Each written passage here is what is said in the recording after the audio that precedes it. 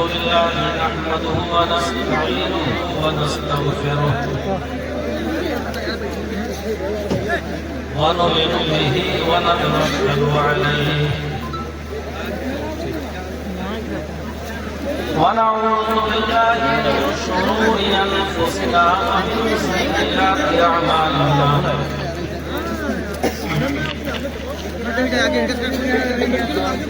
من يهده الله فلا مضل له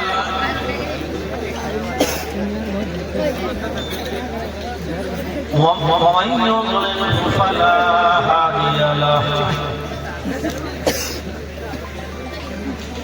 وأشهد أن لا إله إلا الله وحده لا شريك له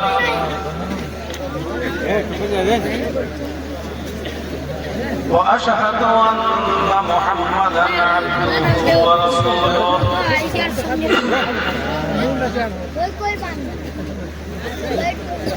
أما بعد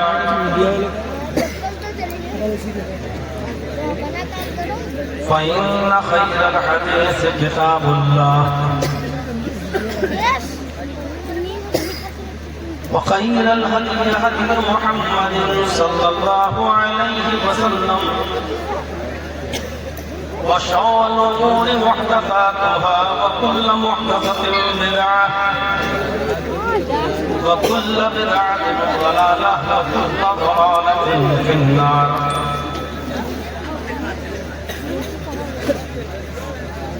أعوذ بالله من الشيطان الرجيم. بسم الله الرحمن الرحيم.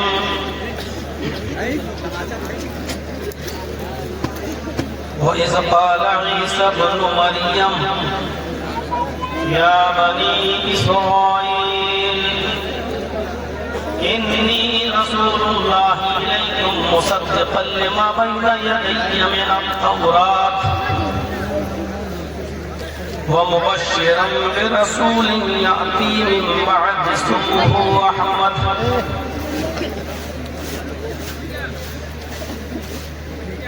وعن جبير بن مطعم رضي الله تعالى عنه قال سمعت رسول الله صلى الله عليه وسلم يقول إن لي أسماء أنا محمد وأنا أحمد وأنا الماحي يمحو الله بي الكفر وأنا الحاشر يحشر الناس على قدمي يوم القيامة وأنا العاقب والعاقب الذي ليس بعده نبي. رواه مسلم في كتاب الفضائل. رب اشرح لي صدري ويسر لي أمري واحلل عقدة من لساني يفقهوا قولي.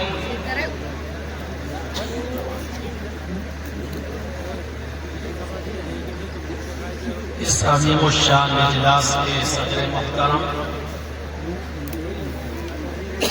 اور اس اجلاس کے ناظرین اور اس اسٹیج پر بیٹھے ہوئے دیگر معبر علماء اعظام بالخصوص جناب ابو الخیر ندوی حفظہ اللہ اور ہمارے رفقائے سفر جو ہم کو لکھنؤ سے لے کر یہاں تک آئے، بالخصوص حافظ عبدالرشید صاحب اور ڈاکٹر محمد غوث صاحب جنہوں نے ہمارے گھر پر آ کر آپ کے اس علاقے کے لیے تاریخ کا تعین کیا. میں چاہتا تھا کہ کچھ اور پہلے یہاں پروگرام ہو جائے لیکن وقت بہت کم تھا.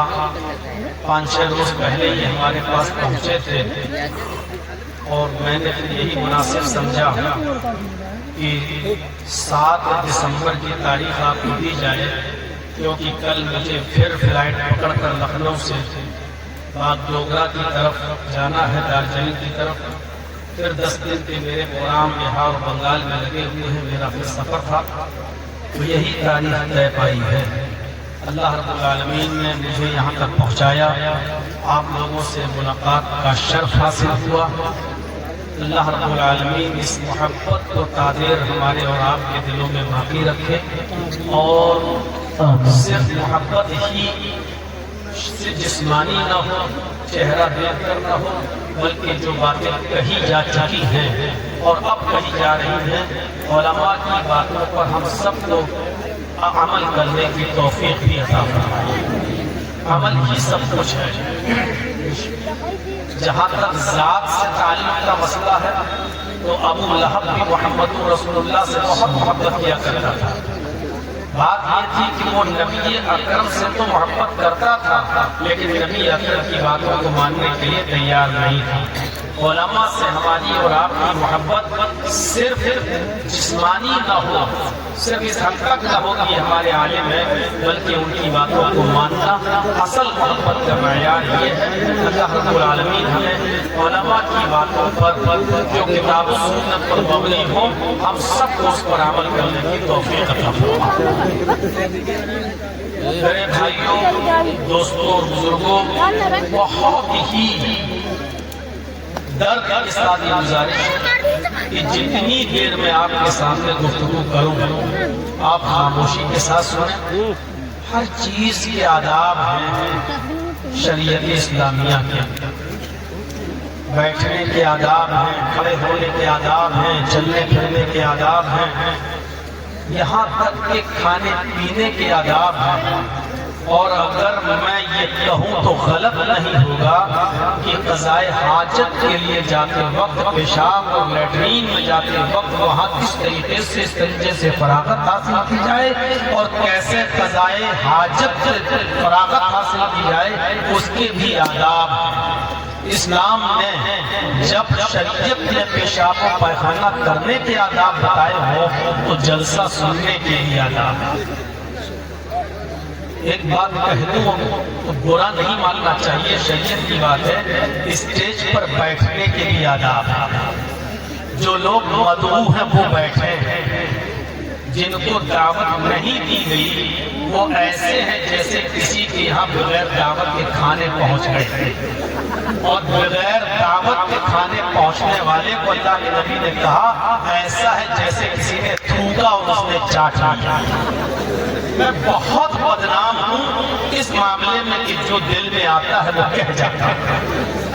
تو میرے بھائیوں، اگر یہ سب سننا ہے تو اسٹیج پر بیٹھو اور توڑو، کیونکہ اسٹیج کا زلزلہ یہ بتا رہا ہے کہ یہ ٹوٹنے والا ہے اور یہ حالات بہت نازک ہیں۔ منتظمین کو چاہیے کہ کسی طریقے سے منع کر اسٹیج کو تھوڑا ہلکا کرائیں، ورنہ کہیں ایسا نہ ہو کہ جہاں اتنا چوٹل ہو جاؤں کہ کل کے پروگرام میں نہ جا سکوں اور فلائٹ کینسل کرنا پڑے مجھے، تو تھوڑا سا میرے اوپر بھی رحم کیجیے، تھوڑا سا اسٹیج کو آپ ہلکا کریں۔ گزارش ہے مہمان مکرم کو کہتے ہیں تو تھوڑا دیکھ لیجیے اور ہلائیے چونکہ ہل ایسے یہاں سے منتظمین کر رہے ہیں، آپ توجہ دیں۔ اگر کسی کو میری بات بری لگی ہو تو معذرت کے ساتھ میں معافی بھی چاہتا ہوں۔ تو ہلنا نہیں چاہیے، ہلتا ہے تو ادھر اسٹیج ہلتا ہے ادھر دل ہلتا ہے۔ یہ اب گیا ہے تب گیا، اصل میں کئی مرتبہ اسٹیج ٹوٹ چکی ہے، اس لیے تجربہ ہے۔ تو اللہ تعالیٰ ہم سب کو قرآن حدیث سیکھنے آئے ہیں، دین کی باتیں سننے آئے ہیں، وہ یہاں بیٹھ کر بھی سنی جا سکتی ہیں، پیچھے بھی بیٹھ کر سنی جا سکتی ہیں، اور سننے سے زیادہ کوشش کریں کہ ہم عمل کریں۔ اللہ تعالیٰ ہم سب کو عمل کی توفیق دے۔ تو میرے بھائیوں،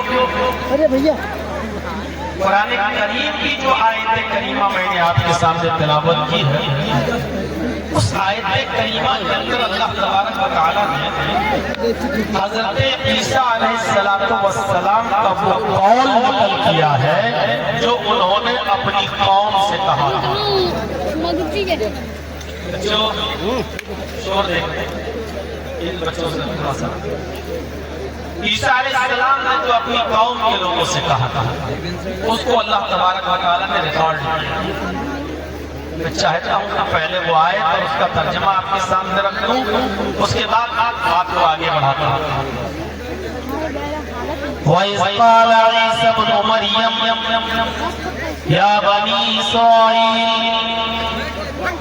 إِنِّي رَسُولُ اللَّهِ إِلَيْكُمْ مُصَدِّقًا لِمَا بَيْنَ يَدَيَّ مِنَ التَّوْرَاةِ وَمُبَشِّرًا بِرَسُولٍ يَأْتِي مِن بَعْدِي اسْمُهُ أَحْمَدُ۔ اور جب مریم کے بیٹے عیسیٰ نے کہا یا بنی اسرائیل، آئے اسرائیل کے بیٹوں، آئے بنی اسرائیل، اپنی قوم سے مخاطب ہوتا ہے، آئے اسرائیل کے بیٹوں، آئے بنی اسرائیل، انی رسول اللہ علیکم، میں تمہاری طرف اللہ کا رسول بنا کر بھیجا گیا ہوں۔ انی رسول اللہ علیکم، میں تمہاری طرف اللہ کا قاصد، اللہ کا پیغمبر بنا کر بھیجا گیا ہوں۔ مصدقا لما بین یدی من التوراۃ، میں اس کتاب کی تصدیق کرتا ہوں، اس کتاب کی پشتی کرتا ہوں جو مجھ سے پہلے نازل ہوئی تھی، تورات۔ موسیٰ علیہ السلام جس کو لے کر آئے، میں اس کتاب کی تصدیق کرتا ہوں کہ وہ آسمانی کتاب۔ اور پھر جو کہا اس کو غور سے سنیں، میں اس کتاب کی تصدیق کرتا ہوں جو مجھ سے پہلے نازل کی گئی ہے، تورات کی۔ وَمُبَشِّرًا بِرَسُولٍ يَأْتِي مِن بَعْدِ اسْمُهُ أَحْمَدُ، اور میں تمہیں خوشخبری سناتا ہوں، بشارت دیتا ہوں، ایک گڈ نیوز دیتا ہوں، شبھ سماچار دیتا ہوں تمہیں، ایک ایسے رسول کا، ایک ایسے پیغمبر کا جو میرے بعد آئے گا، اسمہ احمد، اس کا نام احمد ہوگا۔ عیسیٰ علیہ السلام نے یہ نہیں کہا کہ میں پہلا رسول ہوں، یہ بھی نہیں کہا کہ میں آخری ہوں۔ عیسیٰ علیہ السلام نے کہا کہ میں تمہاری طرف، اے بنی اسرائیل، میں تمہاری طرف، یہ بھی نہیں کہا کہ میں ساری کائنات کے لیے، میں صرف تمہاری طرف اللہ کا رسول بنا کر بھیجا گیا ہوں، ایک لیمیٹڈ پیریڈ کے لیے نبی ہوں، اور اس پیریڈ کو پورا کرنے کے بعد میں چلا جاؤں گا، میرے بعد ایک ایسا نبی آئے گا، ایک ایسا رسول آئے گا، اسمہ احمد، جس کا نام احمد ہے۔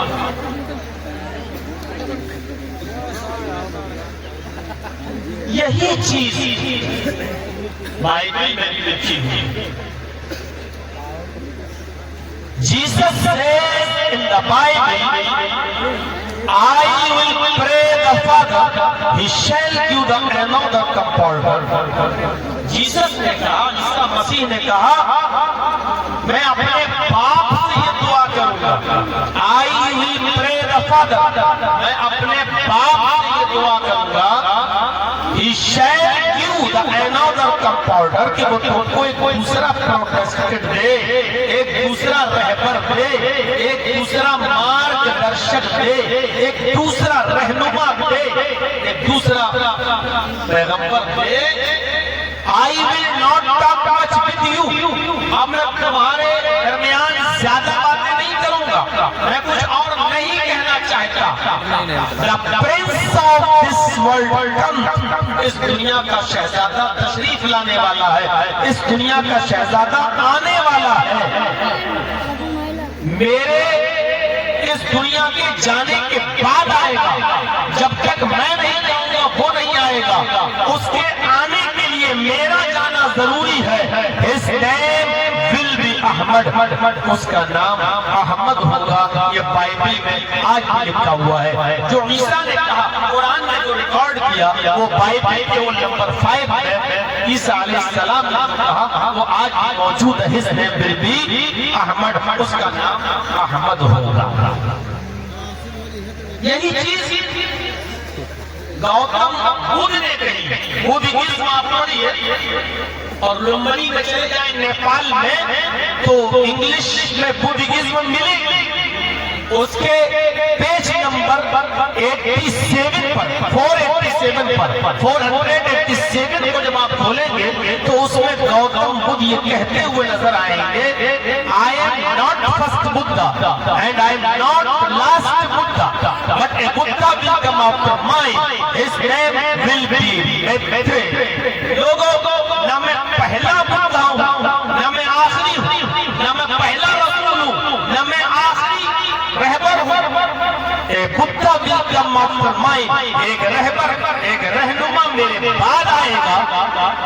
his name will be Maitreya, اس کا نام Maitreya ہو.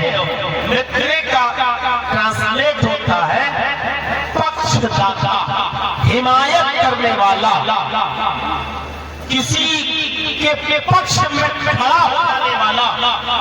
اس کے لیے عربی کا جو لفظ آتا ہے وہ ہے شفیع, شفاعت کرنے والا.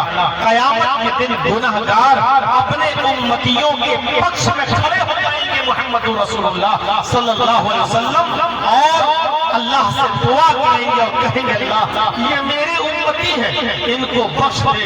اللہ رب العالمین نبی اکرم کی شفاعت کو قبول کرے گا, اور ایسے لوگوں کو جو شرک پر نہیں مرے ہوں گے, جن کے اندر رائی کے دانے کے برابر بھی ایمان ہوگا لیکن جن کا خاتمہ توحید پر ہوا ہوگا, اللہ رب العالمین نبی اکرم کی شفاعت کو قبول کرتے ہوئے ان کی بخشش کر دے گا, ان کی مغفرت فرمائے گا. جن کا خاتمہ, جن کا انتقال شرک پر ہوا ہوگا, اللہ تعالیٰ نبی اکرم کی شفاعت بھی ان کے حق میں قبول نہیں کرے گا. خود نبی اکرم کے چچا ابو طالب کے حق میں نبی کی دعا بھی قبول نہیں ہوئی, اور اللہ کے رسول صلی اللہ علیہ وسلم نے دعا کرنا بھی چاہیے تو اللہ نے منع کر دیا کہ کسی پیغمبر کے لیے یہ جائز ہی نہیں ہے کہ وہ کسی کافر کے لیے دعا کرے. اے محمد صلی اللہ علیہ وسلم, ہم آپ کی ہوئی دعا کو آپ کے چچا ابو طالب کے حق میں بھی قبول نہیں فرمائیں گے, کیونکہ اس کا انتقال کفر پر ہوا ہے. ہاں آپ کی حمایت کرتا تھا, آپ کی مدد کرتا تھا, اس کے عوض اتنا ہوتا ہے کہ ہم اس کے عذاب کو تخفیف کر دیں, اس کو ہلکا عذاب دے دیں, لیکن ہم جہنم سے اس کو جنت میں داخل کر دیں, یہ نہیں ہو سکتا ہے. تو اللہ کے رسول گناہگاروں کی شفاعت کے لیے کھڑے ہو جائیں گے. یہ مترے کا صحیح لفظ ہے, شفیع المذنبین, گناہگاروں کی شفاعت کرنے والے. تو مترے بھی محمد رسول اللہ صلی اللہ علیہ وسلم. دنیا میں جتنے بھی پیغمبر آئے ہم کوئی گنتی کا تعین نہیں کرتے ہیں. 1,00,000 کہنے والے کہتے ہیں 1,00,000 جتنے بھی پیغمبر اس دنیا میں آئے, اس دنیا میں جتنے بھی نبی آئے سب نے آخری نبی محمد رسول اللہ کے بارے میں بشارت دی ہے کہ آخر ایک نبی آئے, لاسٹ ایک نبی آئے, اور اللہ رب العالمین نے ان سے ایک عہد لے لیا, ایک وعدہ لے لیا. قرآن اس بات پر ساکشی ہے, گواہ ہے. وَإِذْ أَخَذَ اللَّهُ مِيثَاقَ النَّبِيِّينَ لَمَا آتَيْتُكُم مِّن كِتَابٍ وَحِكْمَةٍ. اس دنیا میں جتنے بھی پیغمبر آئے, جتنے بھی نبی آئے, اللہ نے ان سے میثاق لیا, ان سے وعدہ لیا, ان سے پرومس لے لیا, ان سے یہ عہد لے لیا. کیا پرومس لیا؟ کہ ہم تمہیں کتاب و حکمت دے کر بھیج تو رہے ہیں. ثم جاءكم رسول مصدقا لما معكم. لیکن آئے پیغمبروں, اگر تمہاری زندگی میں وہ رسول آ جائے, وہ پیغمبر آ جائے جو تمہاری باتوں کی تصدیق کرے, جو تم لے کر گئے ہو اس کو سچا مانے, تو تمہاری ذمہ داری کیا ہونی چاہیے, تمہارا کام کیا ہونا چاہیے. اگر تمہاری زندگی میں میرا آخری نبی آ جائے, میرا آخری پیغمبر آ جائے, یعنی محمد رسول اللہ صلی اللہ علیہ وسلم اگر تمہاری زندگی میں آ جائے, تو آئے عیسیٰ, موسیٰ, نوح, ابراہیم, زکریا, یحییٰ, یعقوب, تمہاری ذمہ داری کیا ہونی چاہیے, تم کیا کرو گے. پھر خود ہی اللہ رب العالمین نے فرمایا, آئے میرے بھیجے ہوئے پیغمبروں, آئے میرے بھیجے नबियो, अगर तुम्हारी जिंदगी में मेरा आखिरी नबी आ जाए, लास्ट मैसेंजर आ जाए, आखिरी रसूल अगर तुम्हारी जिंदगी में आ जाए, लतुमिनुन्न बिही, तो तुम सब की सब उसके ऊपर ईमान ले आना। यानी इब्राहिम को, मूसा को, नूह को, जकरिया और याह्या को भी ईमान लाना पड़ेगा। मुहम्मद रसूलुल्लाह अगर तुम्हारी जिंदगी में आ जाए, आखिरी नबी आ, ये मकाम और मर्तबा दिया अल्लाह रब्बुल आलमीन ने जनाब मुहम्मद रसूलुल्लाह को। लतुमिनुन्न बिही, अगर तुम्हारी जिंदगी में हमारा आखिरी नबी आ जाए तो तुम सब उसके ऊपर ईमान ले आना। और ईमान ही नहीं, वाला तनसुरुन्नहु, वो जो मिशन लेके जाए, वो जो दावत और तबलीग का पैगाम लेकर जाए, उसके उस मिशन में, उसके उस वर्क में, उसके उस काम में तुम उसकी मदद भी करना। तुम सब उस पर ईमान भी ले आओ और उसके मिशन में उसकी हेल्प भी करोगे, उसका ताबून भी करोगे। उस मिशन में तुम्हें उसका ताबून भी करना है, हेल्प भी करना है, मदद भी करना है। फिर फरमाया क़ाला अअक़ररतुम व अख़ज़्तुम अला ज़ालिकुम मिस्री, क्या तुम इस बात का इकरार करते हो, क्या इस अहद व पैमान को पकड़ते हो, क्या तुम इस बात के इकरारी हो, क्या तुम इस बात को मानने वाले हो? क़ालू अक़ररना, उन तमाम नबियों ने, उन तमाम पैगंबरों ने कहा या अल्लाह, हम इकरार करते हैं, अगर हमारी जिंदगी में आखिरी नबी आ जाए तो हम उसके ऊपर ईमान भी ले आएंगे और उसकी मदद भी करेंगे। फशहदू, तो अल्लाह ने कहा तुम गवाह बन जाओ, तुम गवाह रहो, व अना मअकुम मिनश शाहिदीन, और मैं भी गवाह हूँ। अब इनकार नहीं चलेगा, अब इनकार नहीं चलेगा। कुरान की आयत ये बतला रही है कि दुनिया में जितने भी नबी आए, सारे आखिरी नबी जनाब मुहम्मद रसूलुल्लाह सल्लल्लाहु अलैहि वसल्लम के बारे में इस बात का ऐलान किया था और बताया कि मैं आखिरी नहीं हूँ, आखिर में जो आएगा उसकी पहचान ये होगी, उसकी सिफतें ये होंगी, उसकी विशेषताएं ये होंगी, उसके गुण ये होंगे, उसके औसाफ ये होंगे, ये सब ने बताया। भरी पड़ी है इन चीजों से, लेकिन चूंकि हमारे हिंदुस्तान में, भारत में ईसाइयों की तादाद बहुत कम है और हम लोगों के इलाकों में तो दिखाई नहीं देते, इसलिए एक चीज और उसकी वजाहत कर दूं आपको कि दुनिया में जितने भी नबी आए, इन सब ने बशारत दी आखिरी नबी की। और एक चीज और सुन लीजिए, जितनी भी कौमें हैं दुनिया में, अल्लाह ने हर कौम के अंदर कोई न कोई नबी भेजा। वलिकुल्लि कौमिन हाद, हमने हर कौम के अंदर एक डराने वाला भेजा है, हमने हर कौम के अंदर एक नसीहत करने वाला भेजा है। तो हमारे हिंदू भाई भी कोई कौम है कि नहीं है? तो जाहिर है कि कुरान तो झूठा नहीं हो सकता, नाउज़ु बिल्लाह, कैसे कोई कह सकता है? और अल्लाह ने कहा कि हमने हर कौम के अंदर डराने वाला भेजा। वलक़द बअथना फी कुल्लि उम्मतिन रसूलन, और हमने हर उम्मत के अंदर, हर समूह के अंदर, हर गिरोह के अंदर एक रसूल भेजा। तो हर उम्मत में, हर कौम में एक रसूल भी आया। हिंदू भाई भाई एक उम्मत है, एक गिरोह, एक जमात है, लिहाजा ये मानना पड़ेगा कि हिंदू भाइयों के यहाँ पर भी कोई न कोई नबी आया। अब कौन आया है उनके यहाँ, ये बड़ा मुअम्मा बना हुआ है। खुद हमारे हिंदू भाइयों को नहीं मालूम कि उनके यहाँ आने वाला नबी कौन है।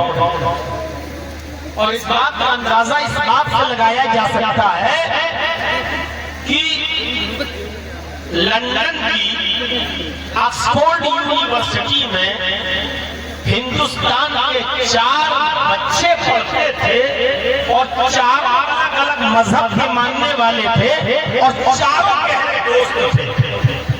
एक हिंदू था, एक मुसलमान था, एक यहूदी था और एक ईसाई था, और चारों बहुत गहरे दोस्त थे। इत्तेफाक से उसमें जो एक हिंदू लड़का था उसका नाम था कृष्णा मेनन।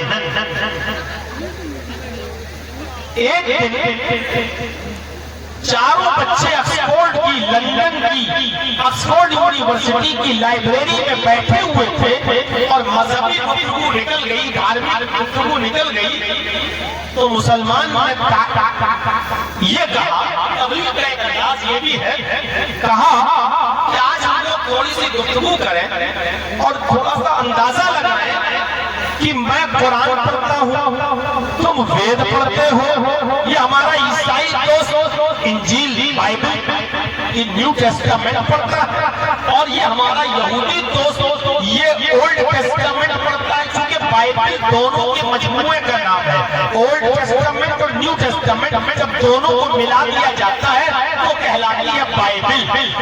اولڈ ٹیسٹامنٹ یہودی تورات ہے اور نیو ٹیسٹامنٹ یہ انجیل ہے، یہ عیسائی پڑھتے ہیں، اور اولڈ ٹیسٹامنٹ یہ یہودی پڑھتے ہیں، یہودیوں کی کتاب ہے۔ یہودی اپنی کتاب کا نام رکھتے ہیں اولڈ ٹیسٹامنٹ اور عیسائی نیو ٹیسٹامنٹ۔ تو اس نے کہا کہ یہ ہمارا دوست ہے کرسچن، یہ نیو ٹیسٹامنٹ پڑھتا ہے اور یہ اولڈ ٹیسٹامنٹ پڑھتا ہے یہودی۔ اب اس نے سوال کیا کہ آئے میرے عیسائی دوست، تمہاری کتاب کا کیا نام ہے؟ اس نے کہا انجیل۔ اس نے کہا میرے دوست یہودی، تمہاری کتاب کا نام کیا ہے؟ اس نے کہا تورات، اولڈ ٹیسٹامنٹ۔ اس نے کہا میرے دوست ٹیسٹامنٹ، تمہاری کتاب کا نام کیا ہے؟ اس نے کہا رگ وید، یجروید، اتھروید، ساموید، یہ چاروں وید مل کر یہ ہمارے ٹیکسٹ بک ہیں، آسمانی کتابیں۔ رامائن اور گیتا یہ کسی کی زندگی کے اوپر لکھی ہوئی سیرت تو ہو سکتی ہے لیکن دھارمک ٹیکسٹ بک نہیں ہے۔ جیسے اللہ کے رسول کی سیرت پر کوئی کتاب لکھتے سیرت النبی، تو ایسے ہی رام کی سیرت پر لکھ دیا رامائن۔ والمیکی جی نے لکھی تو وہ والمیکی رامائن ہو گئی، اور تلسی داس جی نے لکھی وہ رام چرت مانس ہو گئی، لیکن یہ ٹیکسٹ بک نہیں ہے، وہ ہے وید۔ تو پوچھا کرشنا میں نے تمہاری ٹیکسٹ بک کیا ہے؟ اس نے کہا وید۔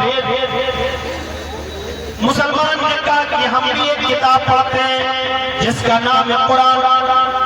اس نے کہا عیسائی دوست، تم کہتے ہو کہ انجیل آسمانی کتاب ہے، اے یہودی تم کہتے ہو تورات آسمانی کتاب ہے، میں مسلمان ہوں میں بھی کہتا ہوں کہ قرآن آسمانی کتاب ہے۔ اے میرے ہندو بھائی، تم وید پڑھتے ہو، تم بھی کہتے ہو یہ الہامی کتاب ہے یا آسمانی کتاب ہے۔ اب میرا سوال یہ ہے، اے میرے عیسائی دوست، تم انجیل پڑھتے ہو، یہ انجیل کس کی اوپر اتاری گئی ہے؟ اس انجیل کا لانے والا نبی کون ہے؟ کرسچن فوراً بولا اس انجیل کا لانے والا نبی جیسس سے عیسیٰ مسیح ہے۔ اس نے یہودی سے پوچھا تم جو کتاب پڑھتے ہو تورات، اس کا لانے والا نبی کون ہے؟ اس یہودی نے فوراً جواب دیا اس کتاب کو لانے والا نبی یا جس پر اتاری گئی اس کا نام موسیٰ سے موسیٰ علیہ السلام۔ اس نے کہا اے میرے ہندو بھائی، میں بھی ایک کتاب پڑھتا ہوں قرآن، اور اس علم خدا بندی کو نازل کرنے والا اللہ ہے، اور جس شخصیت پر یہ کتاب علم خدا بندی اتری ہے اس شخصیت کا نام محمد رسول اللہ ہے۔ انجیل عیسیٰ پر اتری، تورات موسیٰ پر اتری، قرآن جناب محمد رسول اللہ پہ اترا۔ آئے کرشنا مینن، آئے میرے دوست ذرا یہ بتاؤ کہ وید کا لانے والا نبی کون ہے؟ وید کا لانے والا اوتار کون ہے؟ وید اس کے اوپر اترا ہے۔ کرشنا مینن کی حیرت کی انتہا نہیں رہی، وہ وید پڑھتا تو تھا لیکن آج تک اس کو ہندو پنڈتوں نے یہ نہیں بتایا کہ وید اس کے اوپر نازل ہوا یا وید لانے والا نبی کون ہے۔ اور آج کی اس 11:30 بجے کی رات تک 7 دسمبر کے 11:27 تک آج تک بھارت کا کوئی پنڈت یہ ثابت ہی نہیں کر پایا کہ وید آسمانی کتاب کو ہے لیکن لانے والا نبی کون ہے، یہ اترا کس کے اوپر ہے۔ جو قوم اس کتاب کے لانے والے نبی کو بھول چکی ہو، جب کتاب کے لانے والے نبی کو بھلا دیا ہو، اس قوم نے اپنے مذہب کو کتنا بھلا دیا ہوگا، اس قوم نے اپنے دھرم کے ساتھ کتنا کھلواڑ کیا ہوگا۔ جو قوم اپنے کتاب کے لانے والے نبی کی سرکشا نہیں کر سکی تو اس کی لائی ہوئی تعلیمات کی اور شکشاؤں کی سرکشا کیا کر سکے گی؟ لکھنؤ کے قریب رہتا ہوں، کل پھر کوئی کیس نہ ہو جائے۔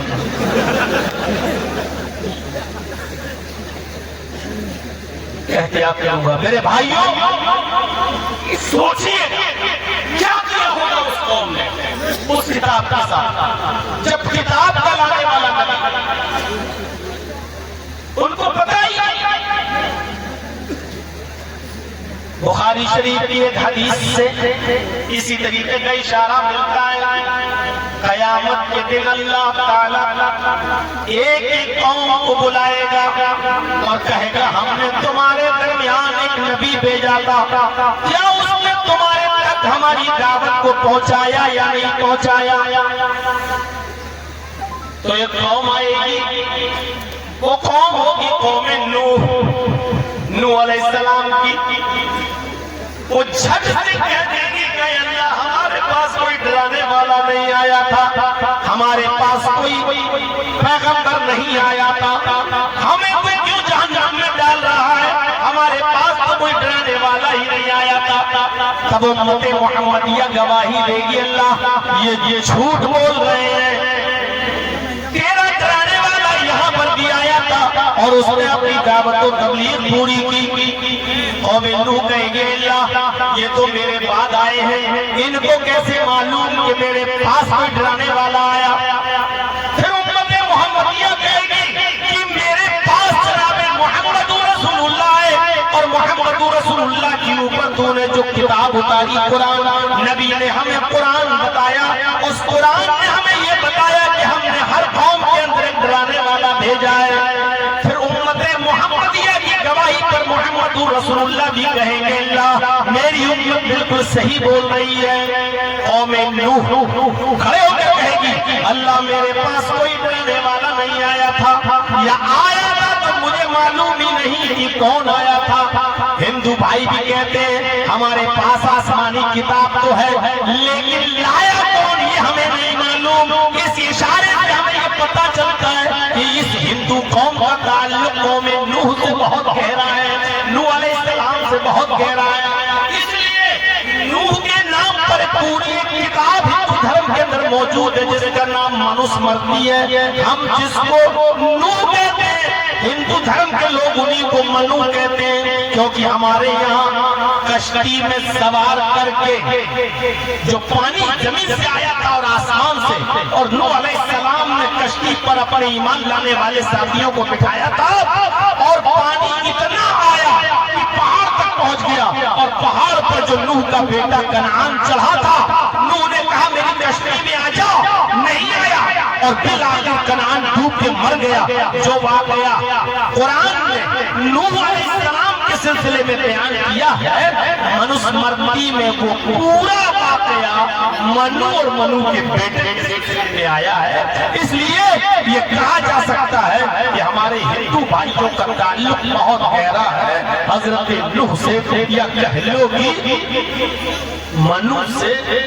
آدم کی اولاد آدمی کہلاتی ہے، اور اسی طریقے سے منو کی اولاد منشیہ کہلاتی ہے، اسی سے بنا۔ اس سے بھی ایک گہرا تعلق ملتا ہے، لیکن گارنٹی میں بھی نہیں دے سکتا ہوں کیونکہ کوئی صحیح نص ایسی نہیں ہے جو کلیئر یہ کرتی ہو، تو بہت گہرا تعلق ہے۔ تو کرشنا مینن حیرت میں پڑ گیا، حیرت میں کہ ہمارے پاس کتاب تو ہے لیکن لانے والا نبی کون؟ عیسائی کو معلوم ہے، یہودی کو معلوم ہے، مسلمان کو معلوم ہے، لیکن افسوس یہ ہے کہ ہمیں نہیں معلوم۔ لیکن میرے بھائیوں ان ویدوں میں اس نبی نے جو بشارتیں دی تھی وہ بشارتیں آج بھی موجود ہیں۔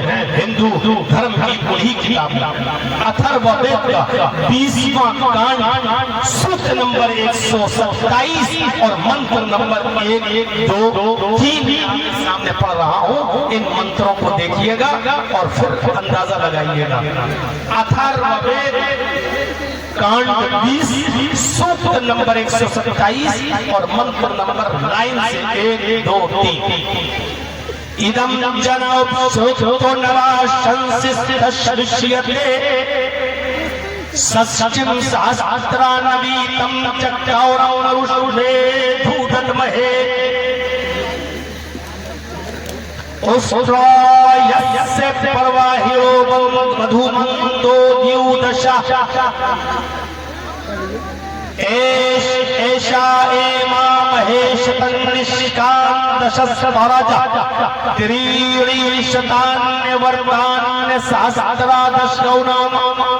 ابھی 3 ہی منتر پڑے ہیں، ضرورت پڑے گی تو اور آگے پڑھ لی جائے گا۔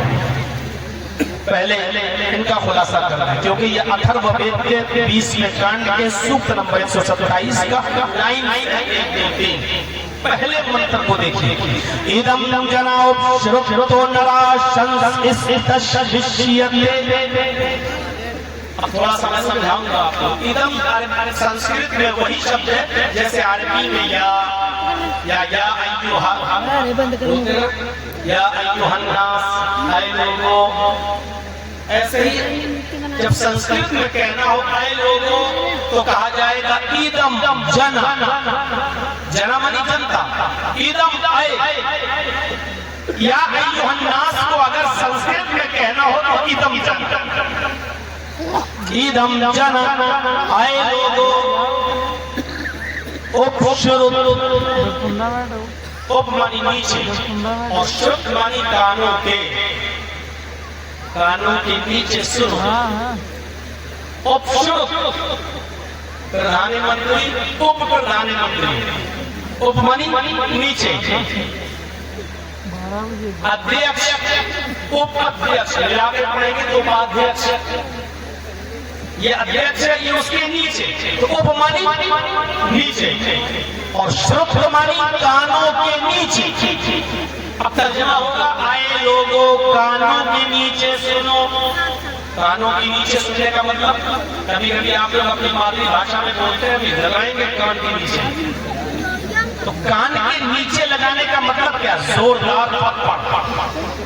آپ زوردار نہ بولتے کیا بولتے ہیں؟ لگائیں گے کان کے نیچے، تو کان کے نیچے لگانے کا مطلب کیا؟ یہاں نہیں، ماریں گے آپ یہی، لیکن کان کے نیچے بولنے کا مطلب اتنی زور سے گال پر ماریں گے کہ کان بھی سن ہو جائیں گے، یعنی کان کا کام کرنا بند کر دے گا۔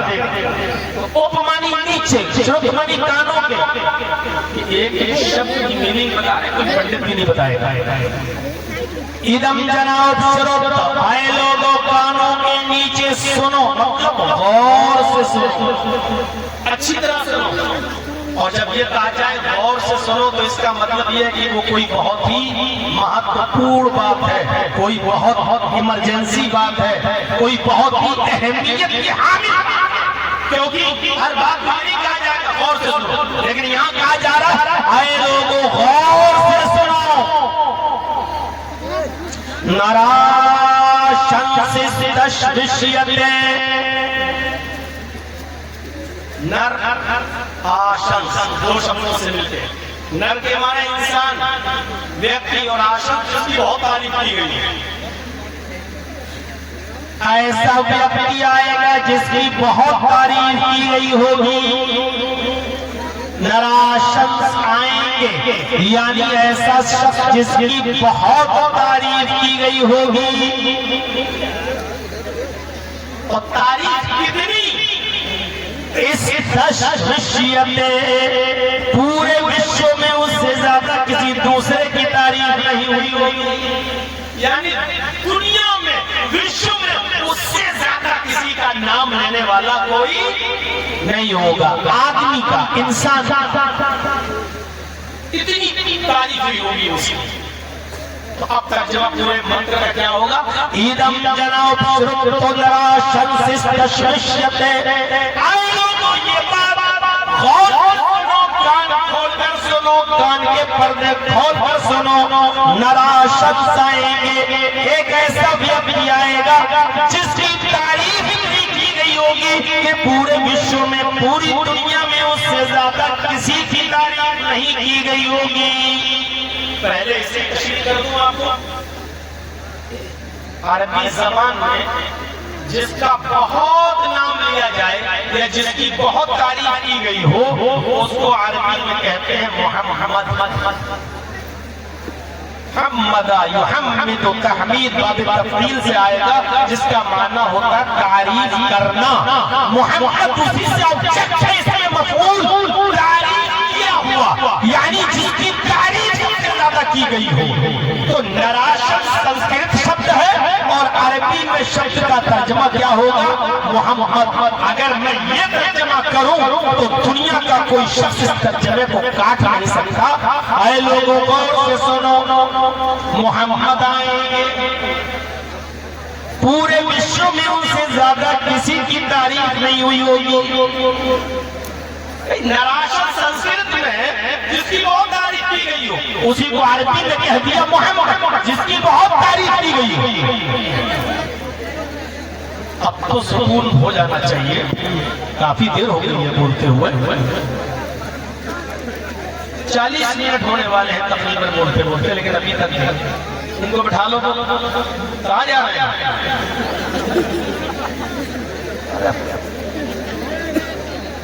شوگر پیشنٹ ہے کیا؟ پہلے تو بیٹھ جائیں گے، پھر بیچ میں اس کے آگے اب دیکھو اب اٹھ کہاں جائے گا؟ اس کی تو شادی بھی نہیں ہوئی ہے، کہاں جائے گا؟ تو ادم جناب سلطہ نراشت استشمشت، آئے لوگوں غور سے سنو، نراشت سے محمد آئیں گے، پورے وشو میں ان سے زیادہ کسی کا نام نہیں لیا گیا۔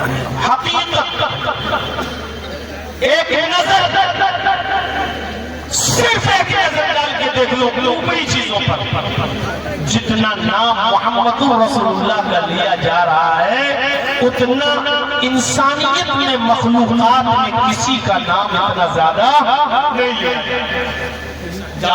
نظر ڈال کے دیکھ لو، ہمارے ہندو بھائی رام جی کا نام لیتے ہیں، لیکن کب چلتے چلتے گر گئے، ہائے رام، یا بہت بڑی خوشی ملی تھی، ہائے رام۔ اس کے علاوہ کہیں ان کا نام لیا جاتا ہے، اٹھتے بیٹھتے لیٹتے سوتے جاگتے کھاتے پیتے، کسی بھی معاملے میں دیکھ لو نام لیا جاتا ہے۔ عیسائیوں کو دیکھ لو، کرسچن کو، اور عیسیٰ کا نام تو لیتے ہی نہیں، لیکن ان کے یہاں 1/3 اور 3/1 ہے، ایک تین اور تین ایک ہے۔ ان کے یہاں اللہ ہی عیسیٰ ہے، اللہ ہی مریم ہے، ان کے یہاں عیسیٰ ہی اللہ ہے، عیسیٰ ہی مریم ہے، ان کے یہاں مریم ہی اللہ ہے، مریم عیسیٰ ہے، 1/3 3/1، ایک تین اور تین ایک ہے۔ اس لیے وہ گاڈ کا لفظ اگر استعمال کر لیں تو سمجھ لو اس میں عیسیٰ بھی آ گئے، مریم بھی آ گئے، اور عیسائی سے وہی استعمال کرتے ہیں، چلتے چلتے کہیں گر گئے، او مائی گاڈ، یا کوئی خوشی ہوئی، اوہ گاڈ، اس کے عیسیٰ کا نام پھر نہیں۔ تخیل کی شاہراہ پر سوار ہو کر اپنے مستشفى میں لے کر اٹھیے اور دیکھیے محمد رسول اللہ کی تعریف کا سلسلہ یہاں سے شروع کرتا ہوں میں۔ صبح اٹھے آپ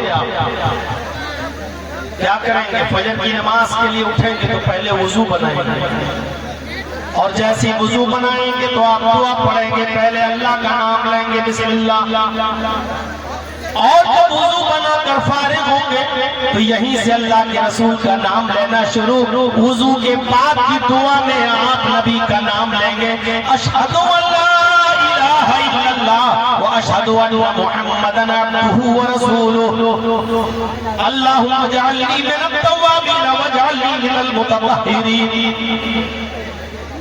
اشہد ان لا الہ الا اللہ کے بعد نبی کا نام، اشہد ان محمدن عبدہ ورسولہ، محمد رسول اللہ کا نام لیا جا رہا ہے۔ مسجد کے بلندی پر کھڑے ہو کر مؤذن اللہ کی وحدانیت کا اقرار کر رہا ہے تو اس کی اذان اس وقت تک مکمل نہیں ہوتی، کمپلیٹ نہیں ہوتی جب تک کہ وہ محمد رسول اللہ کا نام نہ لے لے۔ اگر وہ اللہ کی کبریائی بڑائی بیان کرتا ہے اللہ اکبر کہہ کر، اگر وہ اللہ کی توحید کو بلند کرتا ہے اشہد ان لا الہ الا اللہ کہہ کر، تو اس کو اس بات کا بھی اقرار کرنا پڑتا ہے واشہد ان محمد رسول اللہ، اس کو محمد رسول اللہ کا نام لینا پڑے گا۔ انسائیکلوپیڈیا آف برٹانیکا کا کرسچن رائٹر اپنی کتاب انسائیکلوپیڈیا میں لکھتا ہے کہ دنیا میں وشو میں ورلڈ میں سب سے زیادہ اگر کسی کا نام لیا جاتا ہے تو وہ محمد رسول اللہ کا، اس لیے کہ اذان پوری ورلڈ میں پوری دنیا میں ایک سیکنڈ کے لیے بھی کبھی بند نہیں ہوتی، ہر سیکنڈ کہیں نہ کہیں ہو رہی ہے۔ ابھی آپ کے علاقے میں یہاں ختم ہوئی، دوسرے محلے میں ابھی ہو رہی ہے، وہاں ختم ہوئی، تیسرے محلے میں ہو رہی ہے، تیسرے محلے میں ختم نہیں ہو پائی چوتھے محلے میں، چوتھے محلے سے ختم نہیں ہو پائی کہ دوسرے گاؤں میں شروع، ایک ہر سیکنڈ محمد رسول اللہ کا نام لیا جا رہا ہے۔ اور اس بات کا اعتراف کرسچن رائٹر کر رہا ہے اپنی کتاب انسائکلوپیڈیا آف برٹانیکا کی۔ سب سے زیادہ نام محمد رسول اللہ صلی اللہ علیہ وسلم کا لیا جا رہا ہے۔ اب اذان تو ہو گئی، اب اذان کے بعد کی دعا میں بھی آپ نبی کا نام لیں گے، اللہم رب هذه الدعوة التامة۔ جب آپ پڑھیں گے تو اسی دعا میں آپ کو یہ بھی پڑھنا پڑے گا، آتی محمد الوسیلہ والفضیلہ، آتی محمد الفضیلہ والفضیلہ۔ تو آپ محمد رسول اللہ صلی اللہ علیہ وسلم کا نام لیا جا رہا ہے، محمد الوسیلہ والفضیلہ، محمد رسول اللہ کا نام آپ کو لینا پڑے گا۔ اگر دعا ہی یاد نہ ہو تو وہ الگ بات ہے۔ یہ مسلم قوم ہماری اس کو سوچنا چاہیے کہ نبی اکرم کے کتنے احسانات ہیں ہمارے اور آپ کے اوپر، اور ہم نبی اکرم کے لیے یہ دعا بھی نہ پڑھ سکے اور آپ کے لیے اللہ سے مقام محمود کی مانگ بھی اللہ کے سامنے نہ رکھ سکے، تو ایسا بدقسمت اور بدنصیب انسان اس سے بڑا کون ہو سکتا ہے؟ تو میرے بھائیوں، نبی اکرم صلی اللہ علیہ وسلم اذان کے بعد کی دعا میں آپ کو ان کا نام لینا پڑے گا۔ آئیے اب آپ نماز پڑھنے کے لیے کھڑے ہوں گے، اگر آپ اللہ اکبر کہہ کر نیت مانیں گے، اگر آپ اسی نماز کے اندر سبحانک اللہم وبحمدک پڑھیں گے، الحمدللہ رب العالمین الرحمن الرحیم پڑھیں گے، تو نماز کو ختم کرنے سے پہلے آپ کو تحیات میں محمد رسول اللہ کا نام لینا پڑے گا، السلام علیک ایھا النبی ورحمۃ اللہ وبرکاتہ، اور سلام پھیرنے سے پہلے آپ کو درود پڑھنا پڑے گا، اللہم صلی علی محمد اللہم بارک علی محمد۔ غور کرو کتنا نام لیا جا رہا ہے جناب محمد رسول اللہ صلی اللہ علیہ وسلم کا۔ ادم جناب شرط نراشن سستشیتے، اے لوگوں غور سے سنو، نراشنس آئیں گے، ایسا ویکتی ایسا شخص دنیا میں آئے گا جس کا اتنا نام لیا جائے گا، اتنا نام لیا جائے گا کہ پورے وشو میں اس سے زیادہ کسی دوسرے کا نام نہیں لیا جائے گا۔ پورے وشو میں آپ جا کر دیکھ لو، پوری دنیا میں سب سے زیادہ محمد رسول اللہ، جبکہ پوری دنیا میں عیسائی سب سے زیادہ ہے، لیکن عیسیٰ اتنا یاد کیا جا رہا ہے جتنا محمد رسول اللہ صلی اللہ علیہ وسلم کو یاد کیا جا رہا ہے۔ اللہ نے محمد رسول اللہ صلی اللہ علیہ وسلم کے نام کو ایسا باقی رکھا ہے۔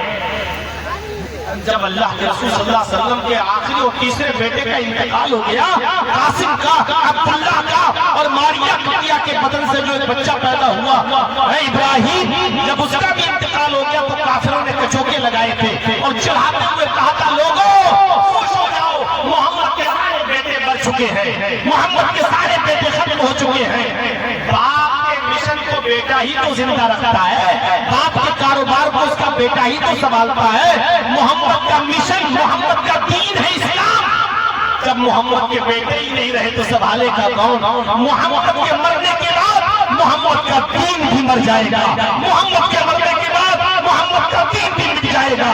نعوذ باللہ، یہ میرے الفاظ نہیں ہے، نقل کفر نباشت، کافروں کے الفاظوں کو نقل کر لینا کفر نہیں کہلاتا ہے۔ میں نے کافروں کے الفاظ نقل کیے ہیں، ابو لہب، عاصم وائل اور ابو جہل جیسے لوگوں نے یہ نعرے لگائے کہ محمد کے بیٹے مر گئے، محمد کے مرنے کے بعد محمد کا دین بھی مر جائے گا اور محمد کا نام و نشان بھی ختم ہو جائے گا۔ محمد ابتر ہو گیا، محمد پہ نام و نشان ہو گیا، محمد پر بریدہ ہو گیا، مقتول نسل ہو گیا، محمد کی نسل اب نہیں چلے گی، اس لیے کہ نر بیٹے اس کے ختم ہو گئے، مر گئے۔ تو اللہ کے نبی نے آسمان پر نظریں اٹھائی اور اللہ سے کہا اللہ کیا میرے بیٹوں کے مرنے کے بعد میری نسل ختم ہو جائے گی؟ چلو نسل ختم ہو جائے تو کوئی فرق نہیں پڑتا، کیا اتنی محنت سے خون دے کر اس صحابہ کرام نے اس دین کو سینچا ہے، کیا میرے انتقال کے بعد یہ دین ہی مٹ جائے گا؟ کیا کوئی میرا نام لینے والا بھی نہیں ہوگا؟ اس وقت اللہ تبارک و تعالیٰ نے جبرائیل کو بھیج کر یہ سورت نازل فرمائی اِنَّا آتَيْنَاكَ الْكَوْثَرَ فَصَلِّ لِرَبِّكَ وَانْحَرْ إِنَّ شَانِئَكَ هُوَ الْأَبْتَرُ۔ اے میرے حبیب، اے میرے نبی، ہم نے آپ کو خیر کثیر سے نوازا، بہت سی بھلائیوں سے نوازا، فَصَلِّ لِرَبِّكَ وَانْحَرْ، شکرانے کے طور پر آپ نماز پڑھتے رہیے اور قربانی دیتے رہیے۔ إِنَّ شَانِئَكَ هُوَ الْأَبْتَرُ، نہ آپ مٹیں گے نہ آپ کا دین مٹے گا، آپ کا دشمن ہی بے اولاد ہوگا، مقتول نسل ہوگا، وہی برباد ہو جائے گا۔ جس ابو لہب نے نبی اکرم کی بربادی کی دعا کی تھی اور کہا تھا تبت لک یا محمد لہذا جمعتنا، اے محمد تو برباد ہو جا، کیا تو نے اسی لیے ہم کو جمع کیا؟ اللہ رب العالمین نے محمد رسول اللہ کی بددعا کیے بغیر عرش والے نے قرآن کی سورت نازل فرما دی، تبت یدا ابی لہب وتب، میرا حبیب برباد نہیں ہوگا، وہ نہیں مٹے گا۔ اے ابو لہب تیرے دونوں ہاتھ مٹ ٹوٹ جائیں، ہلاک ہو جائیں، اور تو بھی مٹ جائے، تو بھی ہلاک و برباد ہو جائے۔ میرے بھائیوں، پھر کائنات نے دیکھا کہ ابو لہب کس طرح مقتول نسل ہوا، پھر کس طریقے سے اس کی نسلیں برباد ہوئی، اور جو لوگ نبی اکرم کی شان میں گستاخیاں کر رہے تھے ایک ایک کر کے کس طریقے سے برباد ہوئے، اور محمد رسول اللہ کا نام آج تک زندہ ہے اور قیامت کی صبح تک انشاءاللہ زندہ رہے گا۔ تمام سیہونی اور سلجوقی طاقتیں مل کر اگر نبی اکرم کے نام کو مٹانا بھی چاہیں تو نہیں مٹا سکتی ہیں۔ ایک نہیں، 1,00,000 نرسنگھان سرسوتی جیسے بھونکنے والے پیدا ہو جائیں، جتنا تھوکیں گے یہ تھوک انہی کے چہروں پر پڑتا رہے گا، لیکن محمد رسول اللہ صلی اللہ علیہ وسلم کی شان میں چیونٹی کے سر کے برابر بھی فرق نہیں پڑے گا، کیونکہ عزت اللہ نے دی ہے۔ آج نبی کی شان میں گستاخی کرنے والا جیل کی سلاخوں کے پیچھے ہے، مجبور ہے ہم ہندوستان کے قانون کو ماننا پڑتا ہے، ورنہ گستاخ رسول کی سزا اسلام میں کیا ہے ہم یہاں نہیں چاہتے کہ اس کو بیان کیا جائے، کیونکہ ہمیں ہندوستان کے قانون کو بھی فالو کرنا ہے اور اس کو ماننا بھی ہے۔ تو میرے بھائیوں، ایک اور اٹھا تھا، اس کا تو نام بھی نہیں لوں گا میں، نام لے کے کسی کی شان بڑھانا بھی نہیں چاہیے، قرآن کی آیتوں کو بدلنے کے لیے اٹھا تھا، سپریم کورٹ میں اس نے وہ بھی دیا تھا حلف نامہ، قرآن کی اتنی آیتوں کو ہم بدلنا چاہتے ہیں۔ اللہ نے کہا تو قرآن کو بدلتا ہے، تیری ضرورت ہمیں بھی نہیں، اللہ نے اسی کو بدل دیا، دین بھی چھینا، دنیا بھی چھینی، اس کے رشتے دار چھین لیے۔ سنا ہے کہ اس کے لوگوں نے کہہ دیا کہ مرنے کے بعد ہم اپنے علاقے کی قبرستان میں 2 گز زمین بھی نہیں دیں گے، چلا تھا عرش والے کے قرآن کو بدل لے، اللہ نے اس کے نام تک کو بدل دیا، اللہ نے اس کے قوم تک کو بدل دیا۔ آج وہ جس قوم میں شامل ہے وہاں سے بھی نکل کر دوسری برادری میں جانے کی بھیک مانگتا پھر رہا ہے، در در کی ٹھوکریں کھاتا پھر رہا ہے، اسی کو کہتے ہیں دھوبی کا گدھا، نہ گھر کا رہا نہ گاڑا۔ میرے بھائیوں، کوئی فرق نہیں پڑتا اسلام کے اوپر، ایسے لوگ آئیں گے، چیخیں گے، چلائیں گے اور بھونک کر چلے جائیں گے، اسلام کی شان میں کوئی فرق نہیں پڑتا، محمد رسول اللہ کی شان میں کوئی فرق نہیں پڑتا، جس کی گواہیاں شارع نبی ہو، وَرَفَعْنَا لَكَ ذِكْرَكَ، اے میرے نبی ہم نے آپ کے ذکر کو بلند کر دیا۔ جس نے مولوی چرچیز کو مولوی آپ نے بنایا، مدرسے میں ہمارے علماء نے بنایا، سرٹیفکیٹ ہمارے استاذ نے دیا، آپ بزرگ ہیں ہم نے مان لیا، لیکن محمد رسول اللہ کو بزرگ اللہ نے بنایا ہے۔ ہم اور آپ جس کو بڑا کسی کو بنا دیں وہ غلطی کر سکتا ہے، لیکن اللہ اگر کسی کو بڑا بنائے اس سے غلطی ممکن نہیں ہے۔ جرجیز کو مولانا جرجیز کی اساتذہ نے بنا دیا، پڑھا لکھا کر ڈگری دے دی۔ اللہ نے مولانا نہیں بنا کر بھیجا، استاذوں نے بنایا۔ استاذ پڑھانے میں بھی غلط ہو سکتے ہیں، ہم پڑھنے میں بھی غلط ہو سکتے ہیں، ہم غلطی کر سکتے ہیں، ہمارے اساتذہ بھی پڑھانے میں غلطی کر سکتے ہیں، لیکن جس کو اللہ نے بزرگ بنایا، اور محمد رسول اللہ کو کس نے کہا؟ محمد رسول اللہ والذین معه اشداء علی الکفار رحماء بینہم۔ محمد رسول اللہ، بس اتنا سا جملہ اٹھا دو، اس میں کیا کیا باتیں کہہ دی گئی معلوم ہے؟ پہلا نام محمد، دوسری پوسٹ عہدہ رسول، اور تیسری چیز یہ عہدہ یہ پوسٹ کس نے دیا؟ محمد اللہ کے رسول، نام محمد، عہدہ رسول کا، اور یہ رسول ہم نے اور آپ نے نہیں بنایا، یہ عہدہ کس نے دیا؟ اللہ نے، اللہ کے رسول ہے۔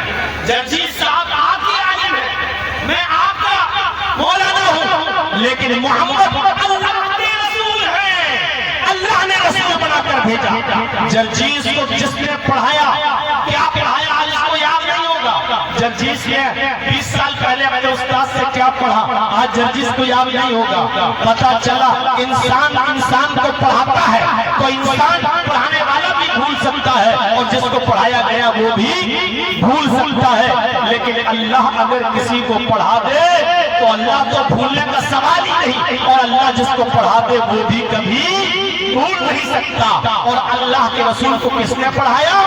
اللہ نے۔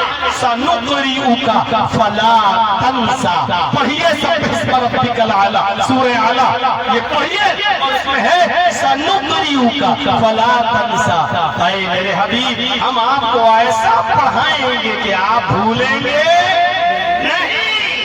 اللہ نے پڑھایا، نبی کو پڑھایا، اللہ کو بھول ہی نہیں سکتا، اور محمد رسول اللہ اللہ کا پڑھایا وہ سبق کبھی بھول ہی نہیں سکتے۔ اس لیے فرق ہے دونوں میں، اس لیے نبی اس دنیا میں رہے نہ رہے، لیکن نبی کا پڑھایا ہوا سبق قیامت کی صبح تک چلے گا۔ میرے بھائیوں، جو روشنی جناب محمد رسول اللہ نے ہمیں دی ہے اس کی چمک قیامت کی صبح تک باقی رہے گی۔ ہم اور آپ رہے نہ رہے، لیکن اسلام قیامت کی صبح تک باقی رہے گا۔ بگاڑ ہو سکتا ہے، خرافاتیں ہو سکتی ہیں، یہ حالت ہو سکتی ہے، کیونکہ نبی اکرم نے بھی فرمایا بھائی قیامت کی نشانیاں میں یہ سب کچھ ہوگا، وہاں کی حالت ہوگی، اور یہ حالت کی انتہائی یہاں تک ہو جائے گی۔ یہ قرب قیامت، ایک لڑکا ایک لڑکی سرعام چوراہے پر زنا کریں گے، ایک بوائے فرینڈ اور گرل فرینڈ دونوں چوراہے پر زنا کریں گے، دونوں کے جسموں پر کپڑے نہیں ہوں گے، اور سب کے سامنے زنا کریں گے۔ اس زمانے کا سب سے شریف انسان کو ہوگا، اللہ کے نبی نے فرمایا اس زمانے کا سب سے شریف انسان کو ہوگا جو ان دونوں کے پاس جا کر کہے گا میرے بیٹو، میری بیٹی، تم یہ کام کر رہے ہو، میں منع نہیں کر رہا ہوں، لیکن ہماری ماں بہن بیٹیاں یہاں سے گزرتی ہیں، یہ کام تمہیں کرنا ہے تو یہ میرے گھر کی دیوار بنی ہوئی ہے، اس دیوار کے پیچھے جا کر یہ کام کر لو، یہ میرا کھیت بنا ہوا ہے، تم اس کھیت کی جھاڑی میں اس کو لے جاؤ اور وہاں یہ کام کر لو، لیکن سرعام نہ کرو، یہاں سے ماں بہن بیٹیاں گزرتی ہیں۔ یہ اس زمانے کا سب سے شریف انسان ہوگا جو منع کرنے کی ہمت نہیں کر سکے گا، جو یہ نہیں کہہ سکے گا یہ کام غلط ہے، وہ کہے گا لیکن دیوار کے پیچھے کر لو، کھیت میں لے جا کے کرو، یہ اس زمانے کا سب سے شریف انسان ہوگا۔ شروعات کرو، چوما چاٹی سے شروع ہو ہی چکی ہے، ہنس رہے ہیں، یہ رونے کا مقام ہے، کیونکہ جن کو چوما جا رہا ہے وہ ہماری بہنیں ہیں، ہماری بیٹیاں ہیں، ہماری قوم کی بچیاں ہیں۔ حالات کتنی لڑکیاں تیزی کے ساتھ کس طرح بھاگ رہی ہیں، ارتداد کا شکار ہو رہی ہیں، کہاں جا رہی ہیں، کس طرف جا رہی ہیں۔ مہاراشٹر کوئی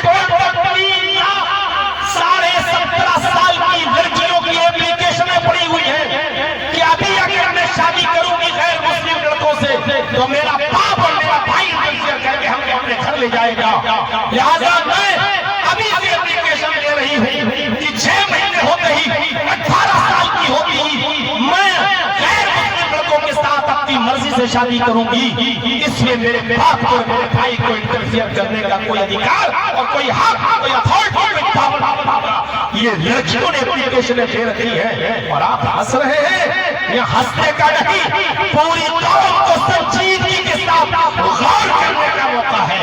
جلسوں سے اصلاح نہیں ہوگی، اب گھر گھر جانے کی ضرورت ہے۔ جن کی ماں بہن بیٹی اپنے پردہ گھوم رہی ہیں، ان کے گھروں میں جا کر سمجھانے کی ضرورت ہے۔ جو ہماری بچیاں عالم اور فاضلہ بن کر نکلی ہیں، ان کو تیار کر کے گاؤں گاؤں بھیجو، گھر گھر بھیجو، بے پردگی کے ساتھ بینک جانے والی، اسکول جانے والی، ٹیوشن کے لیے جانے والی، کوچنگ کے لیے جانے والی لڑکیوں پر نظریں رکھی جائیں اور معلمات کی ایک ٹیم ان کے گھروں پر بھیج کر ان کو قرآن و حدیث کی روشنی میں سمجھایا جائے۔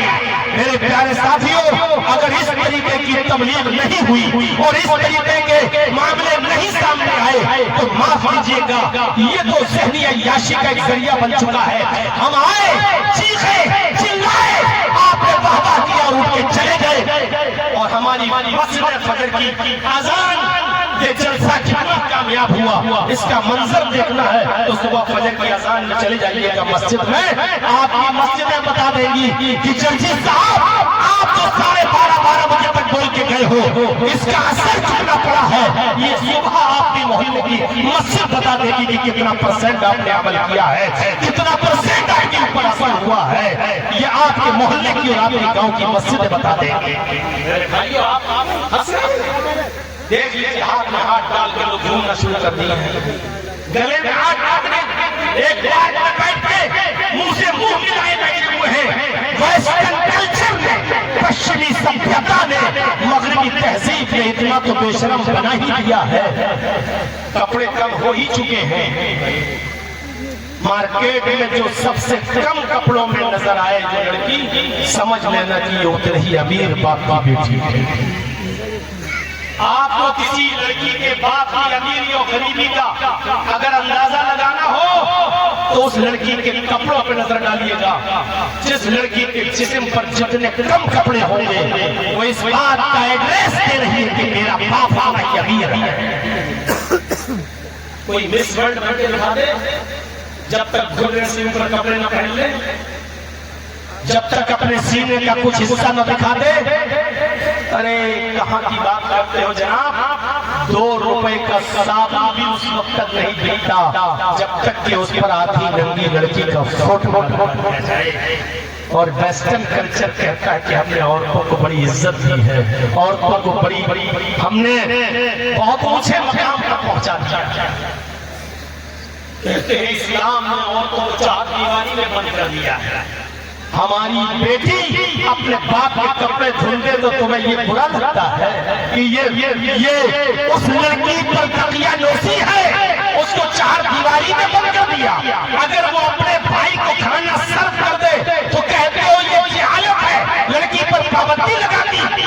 اگر وہ اپنے بھائی کے لیے کھانا بنا دے، اپنے بھائی کے کپڑے دھل دے، اپنے ماں باپ کے پیر دھو دے اور اس کو پانی پلا دے تو کہتے ہو کہ یہ تقیہ نوسی ہے، یہ پرانے زمانے کی عورتیں کرتی ہیں، یہ نئی تہذیب سے آشنا نہیں ہے۔ اور جو ہوٹلوں میں غیروں کو کھانا سرو کرے، ایئر ہوسٹس بن کر پیسنجر کو ٹرین میں بیٹھنے کے بعد آدھی ننگی ہو کر ان کو پانی پلائے اور کھانا سرو کرے تو اس کو تم بہت بڑی کامیابی سمجھتے ہو کہ ہم نے عورت کو بہت بڑی کامیابی دے دی ہے۔ اگر اسی کا نام کامیابی ہے تو تھوکتا ہوا اسی کامیابی پر ہمیں وہ کامیابی پسند ہے، ہمیں وہ حجاب پسند ہے جو لڑکی اپنے گھر میں پہن رہی ہے، اپنے ماں باپ کے لیے کپڑے دھل رہی ہے، اپنے بھائی اور اپنے ماں باپ کے لیے کھانا بنا رہی ہے۔ ہمیں یہ اس سے لاکھ گنا بہتر لگتا ہے۔ اگر یہ تقیہ نوسی ہے تو ہے، اگر یہ عورتوں کو پردے میں رکھنا ہے تو ہے، جاؤ مجھے منظور ہے، لیکن یہ کون سی عقل مندی ہے کہ اس کو تو تقیہ نوسی کہہ دو اور اس کو تم کامیابی کی منزل کہہ دو کہ عورتوں نے بہت کامیابی کر لی۔ جو دوسروں کو ہوٹلوں میں صرف کریں، شادی کے مسلمانوں میں بھی دیکھ لیجیے جہالت عالمی عام ہو چکی ہے۔ ہم نے شادیاں دیکھی ہیں، اللہ کی قسم ان شادیوں میں گیا لیکن بغیر کھائے پیے واپس آنا پڑا، کیونکہ دولہا کا استقبال کرنے کے لیے میرج ہال پر لڑکیاں کھڑی ہیں پھول ڈالنے کے، اور وہ پھول ڈال رہی ہے باراتیوں پر اور دولہا پر، اور آپ اس کو بہت اچھی تہذیب مانتے ہیں۔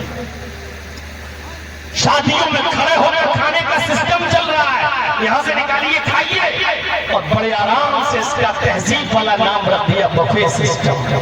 ارے جس کا نام ہونا چاہیے تھا گدھا سسٹم، کتا سسٹم، اور اس سے بھی بڑھ کر کہہ دوں سور، جس کا نام یہ ہونا چاہیے تھا۔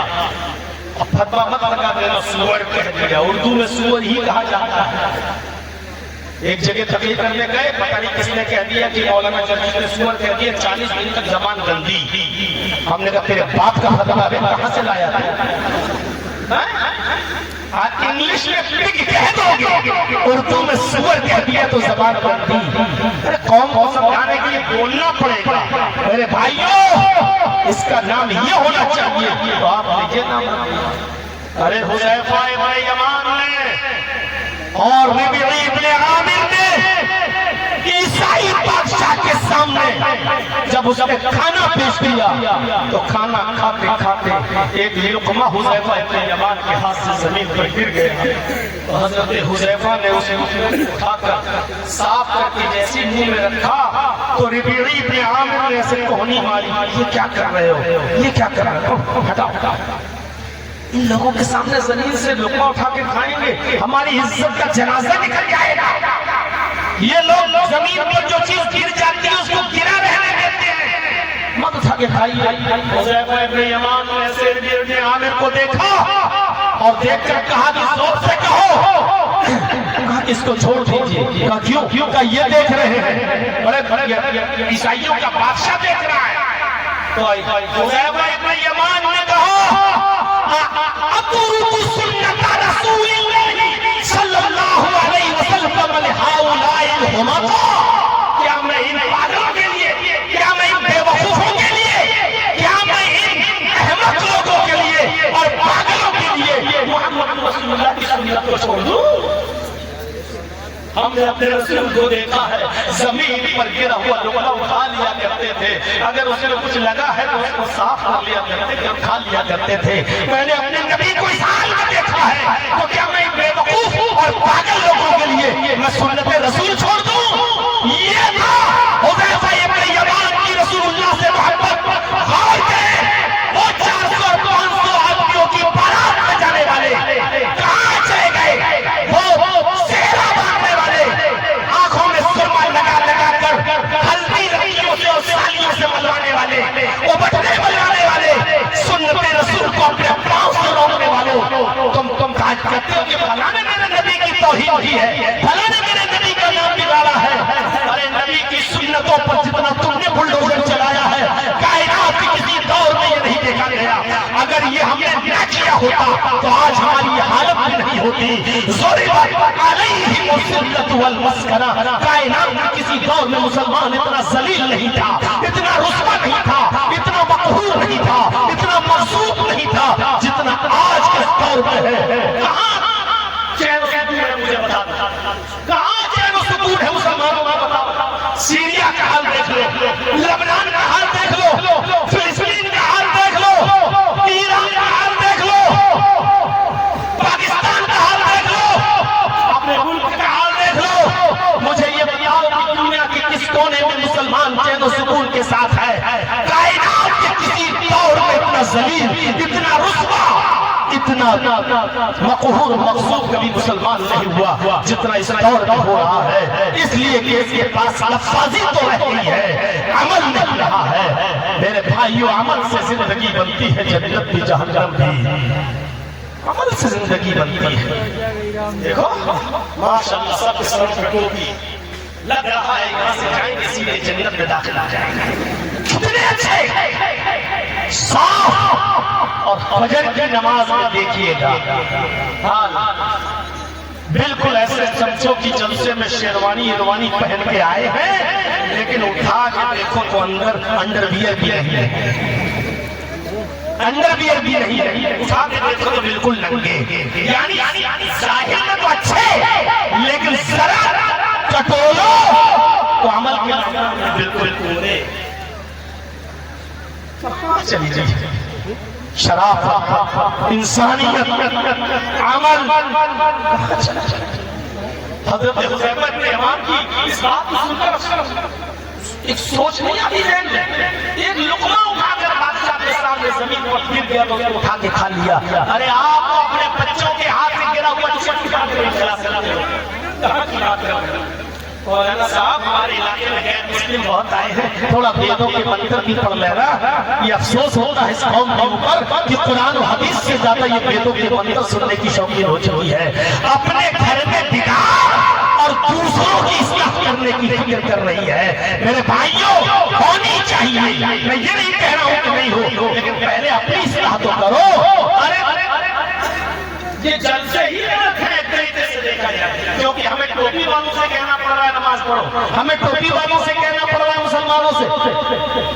مسلمانوں کو شرم سے چلو پر پانی میں ڈوب کے مر جانا چاہیے کہ ایک مولانا ایک مسلمان ہم سے یہ کہے نماز پڑھو. اس سے زیادہ ہمارے لیے شرم کی بات کیا ہوگی؟ کیا وہ مسلمان ہو سکتا ہے جو نماز نہ پڑھے؟ یہ سوچنے والی بات ہے. ارے مسلمانوں، اللہ نے تمہیں دوسروں کے لیے پیدا کیا تھا. افسوس یہ ہے کہ وہ بھی جرجیس مسلمانوں کو خطاب کر رہا ہے. تم دوسروں کے لیے پیدا ہوئے تھے. کنتم خیر امت اخرجت للناس. مومنوں تم ایک بہترین امت ہو کیونکہ تمہیں دوسرے لوگوں کے لیے پیدا کیا گیا تھا. امت مسلمہ کا ہر فرد غیر مسلموں کے لیے پیدا ہوا تھا. ارے تم ہندو بھائیوں کو تبلیغ کے لیے آئے تھے، تم عیسائیوں کے لیے پیدا ہوئے ہو، تم یہودیوں کے لیے، بدھسٹوں کے لیے اور سکھوں کے لیے آئے ہو. لیکن افسوس یہ ہے کہ آج کہنا پڑ رہا ہے اور ٹوپی والوں سے کہنا پڑ رہا ہے کہ نماز پڑھو، روزہ رکھو. کتنے افسوس. ہمارے جلسے یہاں غیر مسلموں کو ہونا چاہیے تھا اور امت اسلامیہ کا ہر فرد تبلیغ کرتا ان کو اور بتاتا کہ لا الہ الا اللہ جو ہمارے یہاں ہے وہ تمہارے یہاں پر بھی ہے. ایسے نہیں تو there is no god but god is only one کی شکل میں ہے. ایسے نہیں تو ایکم برہما دتیہ ناستے میں ناستے کنچن کی شکل میں ہے. ایسے نہیں تو ایسے لا الہ ہرنے پاپن اللہ پرم پدم اس شکل میں ہے.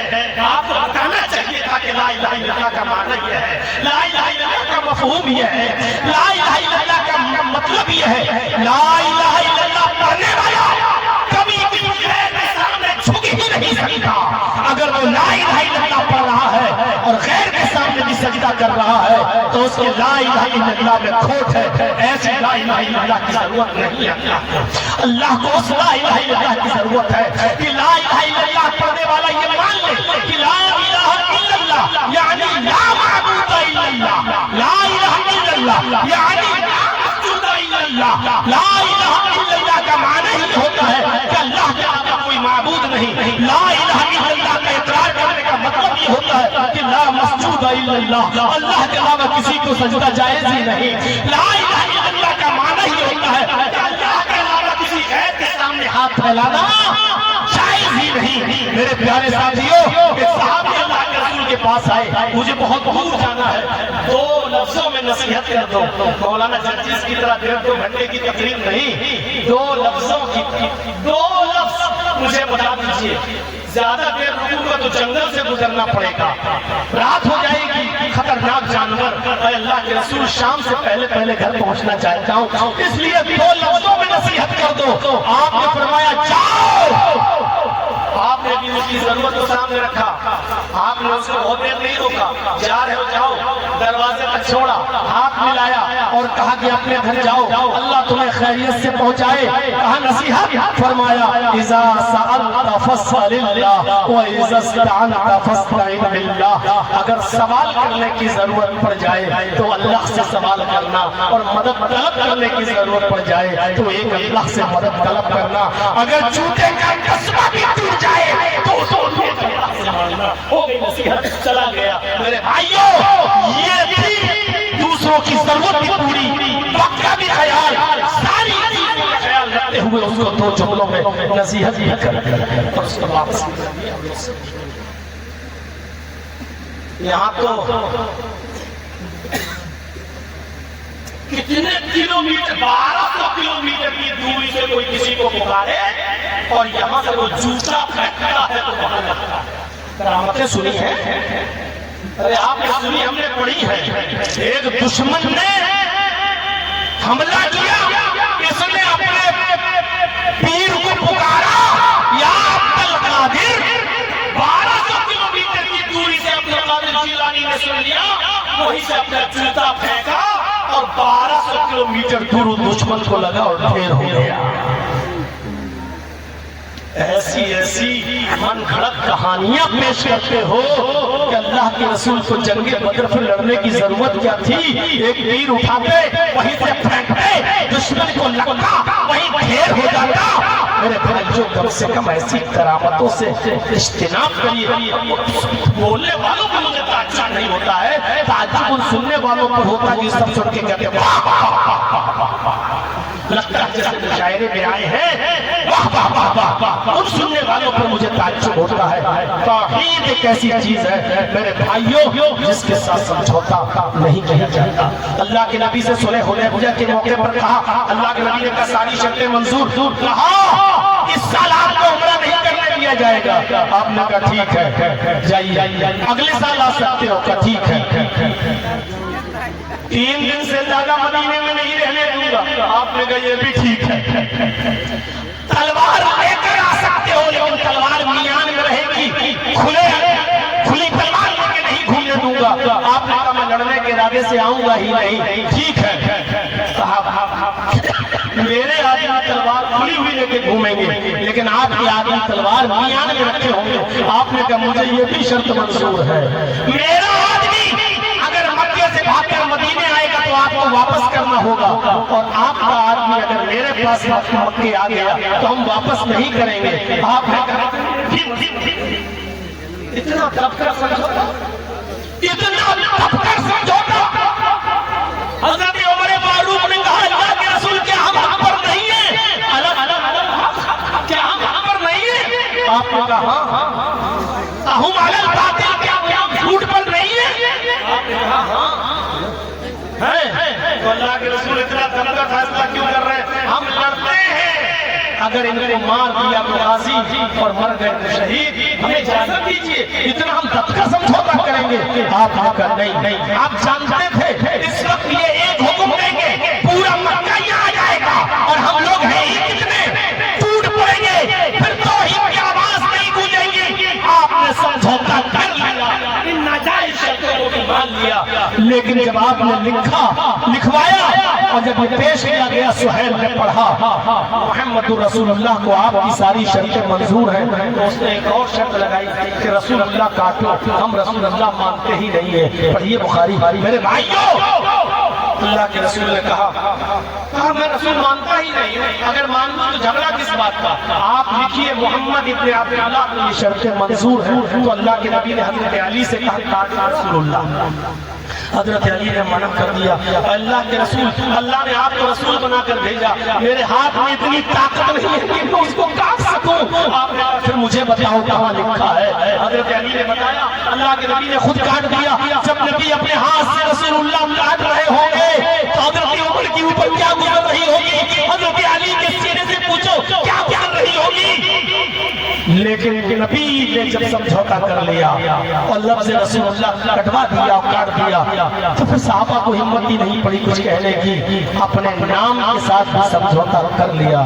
لیکن جب توحید کی بات آئی اور کافر یہ کہتے ہوئے آئے کہ اللہ محمد صلی اللہ علیہ وسلم 6 مہینے آپ ہمارے معبودوں کی عبادت کر لیں اور 6 مہینے میں آپ کے خدا کی عبادت کر لیتے ہیں، چلو سمجھوتا کر لو، 6 مہینے آپ ہمارے خداؤں کی پوجا کر لو اور 6 مہینے ہم آپ کے خدا کی پوجا کر لیتے ہیں۔ تو اللہ کے رسول نے اس پر کوئی سمجھوتا نہیں کیا اور کیا کہا؟ یہ نہیں ہو سکتا ہے، لا اعبد ما تعبدون، میں ان کی عبادت نہیں کروں گا جن کی تم کرتے ہو، لکم دینکم ولی دین، بھلے ہی ہمارے رب کی عبادت کرو نہ کرو لیکن ہم تمہارے خداؤں کی جھوٹے معبودوں کی پوجا نہیں کر سکتے۔ چلو ایک بات سن لو، تمہارا دین میرے لیے میرا دین، تمہارا راستہ اور میرے لیے میرا راستہ۔ اپنے نام کے ساتھ سمجھوتا کر لیا لیکن توحید کے ساتھ سمجھوتا نہیں۔ بہت بڑی نعمت ہے جس کو توحید مل گئی۔ قیامت کے دن اللہ سے پوچھے گا کیا لائے ہو؟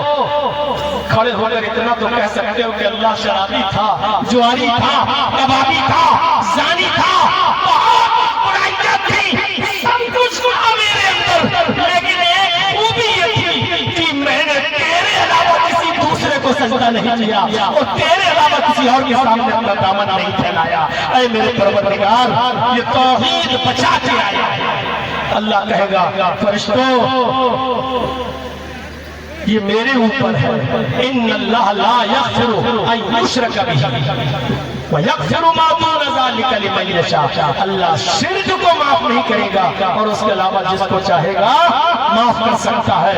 جانے دو میرے بندے کو، گناہوں کا بوجھ ہے ضرور لیکن شرک نہیں کیا ہے، توحید پر مرا ہے، میری عبادت پہ مرا ہے، میرے نام پہ مرا ہے، لا الہ الا اللہ کا پاس و لحاظ رکھا، جانے اس توحید کا دامن نہیں چھوڑ پائے۔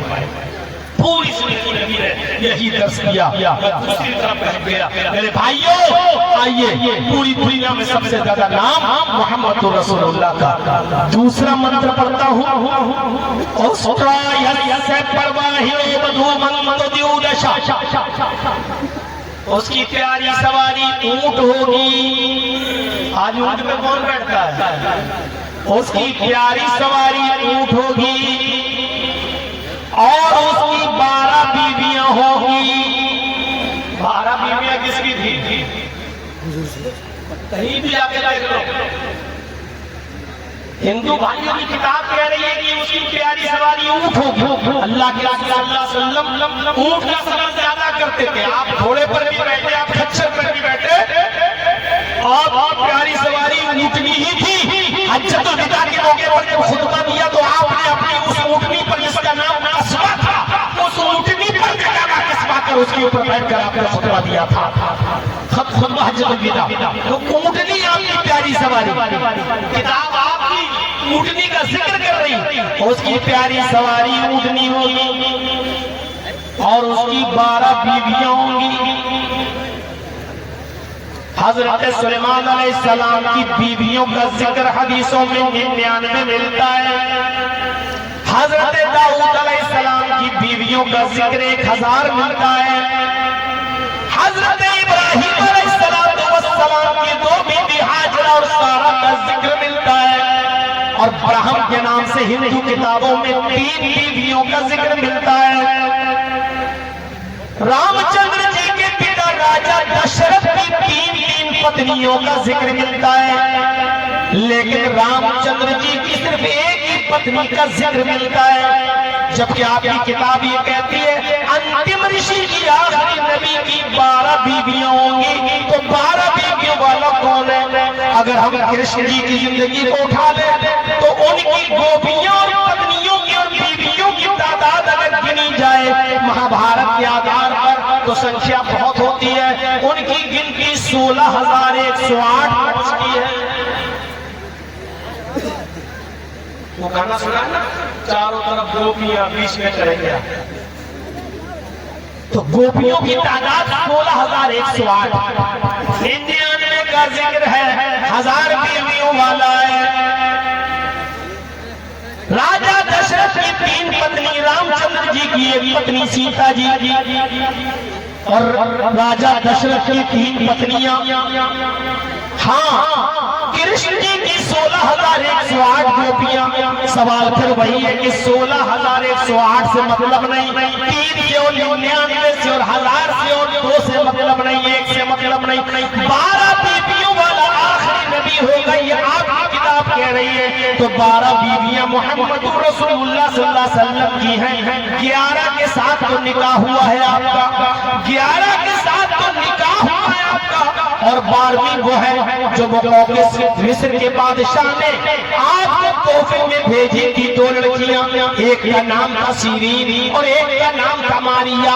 یہ دونوں باندیاں تھیں، لونڈیاں تھیں۔ اللہ کے نبی نے سیرین کو حضرت حسان ابن ثابت کو دے دیا اور ماریا کو آپ نے اپنے پاس رکھ لیا۔ ماریا کے پیٹ میں بھی محمد رسول اللہ کا ایک بچہ پیدا ہوا جس کا نام ابراہیم تھا، جس کے انتقال پر 1.5 سال کا 18 مہینے کے انتقال پر ابراہیم کے محمد رسول رسول اللہ خوب روئے، اتنا روئے کہ رو رو کر آپ یہ پڑھا کرتے تھے ان العین تدمع والقلب يحزن، ان العین تدمع والقلب يحزن ولا نقول الا ما يرضى ربنا وان بفراقك لمحزونون یا ابراہیم، اے ابراہیم تیری جدائی سے میری آنکھیں اشکبار ہیں، اے میرے بیٹے تیری جدائی سے میرا دل غمگین ہے، لیکن میں ایسے جملے ادا نہیں کروں گا جس سے میرا رب ناراض ہو جائے، جس سے میرا پروردگار ناراض ہو جائے، ہاں تیری جدائی سے مجھے غم ضرور پہنچا ہے۔ تو اللہ کے نبی صلی اللہ علیہ وسلم اپنے بیٹے ابراہیم کی جدائی پر آنسو بھی بہائے، غمزدہ بھی ہوئے۔ بخاری کتاب الجنائز سے یہ روایت دیکھی جا سکتی ہے۔ میرے پیارے ساتھیوں، 12 بیویوں والا صرف ایک ہی ہے اور اس کا نام ہے محمد رسول اللہ۔ اللہ کے نبی نے فرمایا ان لی اسماء، میرے چند نام ہیں، انا محمد، میرا ایک نام محمد ہے، وانا احمد، اور میرا ایک نام محمد ہے۔ یہ دونوں نام ویدوں میں بھی آئے ہیں۔ اگیان ہے تو کی رب موہمدان دھکارم ناشم بدھایم ہتدوتیتے ودیگا، اگیان ہے تو کی رب جہالت کو ختم کرنے والا، موہمدان دھکارم، محمد آئیں گے، اندھکارم ناشم، اندھیرے کو ناش کر دیں گے، محمد کے آنے کے بعد اندھیرا مٹ جائے گا، محمد اندھکارم ناشم، محمد کے آنے کے بعد اندھیرا ختم ہو جائے گا۔ حقیقت یہ ہے کہ محمد رسول اللہ کے آنے سے پہلے اندھیرا ہی اندھیرا تھا۔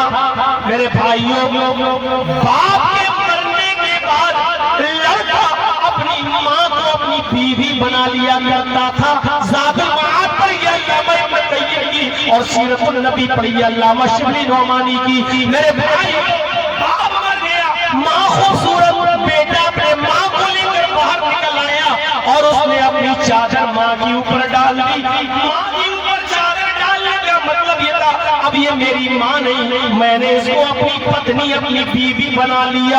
آپ اندازہ لگا سکتے ہیں، غور کرو، ایک باپ کے مرنے کے بعد بیٹا اپنی ماں کو اپنی بیوی بنا لے، اس سے بڑا اندھیرا اور جہالت کیا ہوگی۔ شراب اتنی زیادہ پی جاتی تھی کہ شراب کے نشے میں دھت ہو کر آدمی اپنا مکان ہار جاتا تھا، لیکن دولت ہار جاتا تھا، لیکن پھر بھی اس کو سکون نہیں ملتا تھا۔ وہ مکان لگا دیتا تھا، مکان ہار جاتا تھا، تب بھی سکون نہیں ملتا تھا، تو اپنی پتنی جوئے میں لگا دیا کرتا تھا، اور جوئے میں پتنی بھی ہار جاتا تھا تو پھر وہ اپنی جوان بیٹی جوئے میں لگا دیا کرتا تھا۔ یہ حال تھا جوئے کا، جوئے میں رقم ہار گیا، مکان ہار گیا، بیوی لگا دی، بیوی ہار گیا تو اپنی جوان بیٹی لگا دی۔ شراب کا یہ حال تھا کہ شراب کے نشے میں دھت ہو کر وہ اپنی ماں کی، اپنی بیوی کی جگہ اپنی بیٹی کا ہی ہاتھ پکڑنے لگا۔ میرے بھائیوں، شراب کا اتنا دل زیادہ ہو گئے کہ پانی پینے کے بجائے کھانا کھاتے وقت لقمے کو حلق کے نیچے اتارنے کے لیے پانی کے بجائے شراب پیا کرتے تھے۔ ان کے گھر میں جب کوئی بچہ پیدا ہوتا تو پہلا قطرہ شراب کا ڈال کر فخر کیا جاتا۔ آج میں نے اپنے بچے کو شراب کا پہلا قطرہ دیا۔ اس سے بڑی جہالت یہ تھی کہ جب ان کے گھر میں کوئی لڑکی پیدا ہوتی تو 4 سال تک اس لڑکی کو پال پوس کر بڑا کیا جاتا، اور جب وہ ابو اور امی کہنے لگتی تو اس نونہال اور چھوٹی معصوم بچی کو ہاتھ پکڑ کر میلے کے بہانے جنگل میں لے جاتا، اور گڑھا پہلے سے کھدا ہوتا، کہتا بیٹی ذرا جھانک کر دے تو تمہاری امی نظر آئے گی، اور بیٹی جیسے ہی اس میں جھانکتی پیچھے سے باپ دھکا دیتا اور مٹی ڈال کر اس کو زندہ دفن کر دیتا، اور آخری سانس تک رکا رہتا۔ وہ چیختی اور چلاتی، ابو میری کیا غلطی ہے، ابو مجھے یہاں کیوں ڈال رہے ہو، ابو مجھے کیوں مار رہے ہو۔ وہ آخری سانس بھی جب تک اس کی نکل نہ جاتی وہ وہیں کھڑا رہتا، جب اس کی چیخ بند ہو جاتی تب وہ آتا اور اپنی قوم میں بڑے فخر سے کہتا آج میں نے اپنی بیٹی کو دفن کر دیا۔ شراب کا جام چلتا اور جشن منایا جاتا۔ میرے پیارے ساتھیوں، غور کرو، قرآن نے یہی تو کہا ہے وَإِذَا الْمَوْءُودَةُ قتلت، قیامت کے دن ان تمام زندہ دفن کی ہوئی لڑکیوں سے پوچھا جائے گا بتا تجھے تیرے باپ نے کس جرم میں قتل کیا؟ آئیے زمین کو تو کیوں ماری گئی، تو کیوں قتل کی گئی؟ وہ بچی کیا جواب دے گی؟ کس گناہ میں؟ وہ چیختے ہوئے کہے گی اللہ میرا سب سے بڑا گناہ یہ تھا کہ تو نے مجھے بیٹی بنا کر میرے گھر میں پیدا کر دیا تھا، بیٹی بنا کر آج بھی جہالت کی انتہا ہے، جس گھر میں بیٹا ہوتا ہے بڑی خوشیاں منائی جاتی ہیں، اور جس گھر میں بیٹی ہوتی ہے تو اس کو چاہ کر نہیں انچاہے دل سے اس کو لیا جاتا ہے، اس پر ماں باپ کو اتنی خوشی نہیں ہوتی، لیکن مرتے وقت احساس ہوتا ہے کیونکہ باپ تمہاری لیٹرین نہیں دھلا سکتا ہے، تمہاری گندگی صاف نہیں کر سکتا ہے، اس وقت آپ کی بیٹیاں ہی کام آئیں گی، آپ کی بہویں آپ کو ہاتھ نہیں لگائیں گی، ایسے موقع پر ہو سکتا ہے کہ بیوی بھی ساتھ چھوڑ دے، ایسے نازک موڑ پر آپ کی بیٹیاں ہی آپ کی خدمت کریں گی، لیکن اس بیٹی کو نحوست سمجھا جا رہا ہے۔ کتنے لوگ ایسے ہیں جنہوں نے جانچ کروائی الٹرا ساؤنڈ پر 4 بیٹیوں کے بعد 5ویں بھی بیٹی کا وجود نظر آیا تو ایبارشن کروا دیا، گرا دیا۔ میرے بھائیوں روح پر جانے کے بعد جس بچی کو پیٹ میں مارا گیا، چاہے وہ شادی شدہ جوڑے میں ہو یا پھر وہ غیر شادی شدہ، اگر پیٹ کے معصوم بچے کو ایبارشن کر کے گرایا گیا، قیامت کے دن یہ بچہ آئے گا، جاء یوم القیامہ معلق بین ثدیہا، وہ اپنے ماں کی دونوں پستان سے، اپنے ماں کی دونوں چھاتیوں سے لٹکا ہوا ہوگا اور اس کا دودھ پی رہا ہوگا۔ اللہ کہے گا آئے بچے تیری بھی کوئی شکایت ہے؟ وہ اپنے ماں کی پستان چھوڑے گا، یقول یا ربی ہذہ امی قتلتنی، چیخ کر کہے گا اللہ یہ میری ماں ہے جس نے دنیا میں مجھے مار ڈالا تھا، اللہ یہ میری ماں ہے جس نے دنیا میں مجھے قتل کر ڈالا تھا، اللہ اس نے دنیا میں میری حفاظت نہ کیا، آج تو اس کی بھی حفاظت نہ کر، اے اللہ تو اس کو جہنم میں داخل کر دے۔ جس بچے کو مارا گیا ہمیں مادر نے، وہ بچہ قیامت کے دن اپنی ماں کو جہنم میں بھجوا دے گا، جیسے وہ بچہ جس کے مرنے پر ماں باپ نے صبر کیا ہوگا، وہ بچہ اپنے ماں باپ کے لیے جنت کی سفارش کرے گا۔ اللہ دنیا میں بھی تو نے مجھ سے میرے ماں باپ چھینے اور آخرت میں بھی اللہ میرا جرم کیا تھا، اگر دنیا میں مجھے میرے باپ کی محبت سے دور رکھا تو آخرت میں تو میرے باپ کی محبت مجھے عطا فرما۔ اللہ کہے گا جاؤ میں نے بچے کی دعا سن لی اور آئے بچے اپنے باپ کا ہاتھ پکڑ اور اس کو جنت میں لے جاؤ۔ میرے بھائیوں جس طرح صبر کرنے والا اپنے بچے کے انتقال پر بچہ اس کو جنت میں لے جائے گا، ایسے جن عورتوں نے اپنے بچوں کو مارا ہے، پیٹ پہ ایبارشن کرا کے گرایا ہے، چاہے وہ بچہ جائز ہو یا ناجائز، کیونکہ بچے کا کیا قصور تھا، بچے کی کیا غلطی تھی، اس کو قتل ہے وہ اور وہ جہنم میں وہ بچہ لے کر جائے گا۔ میرے پیارے ساتھیوں ان چیزوں پر غور کیجئے گا اور سوچئے گا سنجیدگی سے۔ ہمیں معلوم ہے سماج میں ایسے لوگ ہوں گے، ہمیں معلوم ہے ایسے لڑکے بھی ہوں گے جنہوں نے اپنی گرل فرینڈ سے اپنی معشوقاؤں کے ساتھ ملاقاتیں کی ہوں گی اور حمل ٹھہرا ہوگا اور انہوں نے چپکے چپکے ابارشن بھی کرایا ہوگا۔ ذرا رات میں ٹھنڈے دل سے سوچے اور غور کریں، اللہ رب العالمین کے دربار میں گڑگڑائے روئے، شاید اللہ کو رحم آ جائے اور اللہ تمہارے گناہوں کو معاف بھی کر دے۔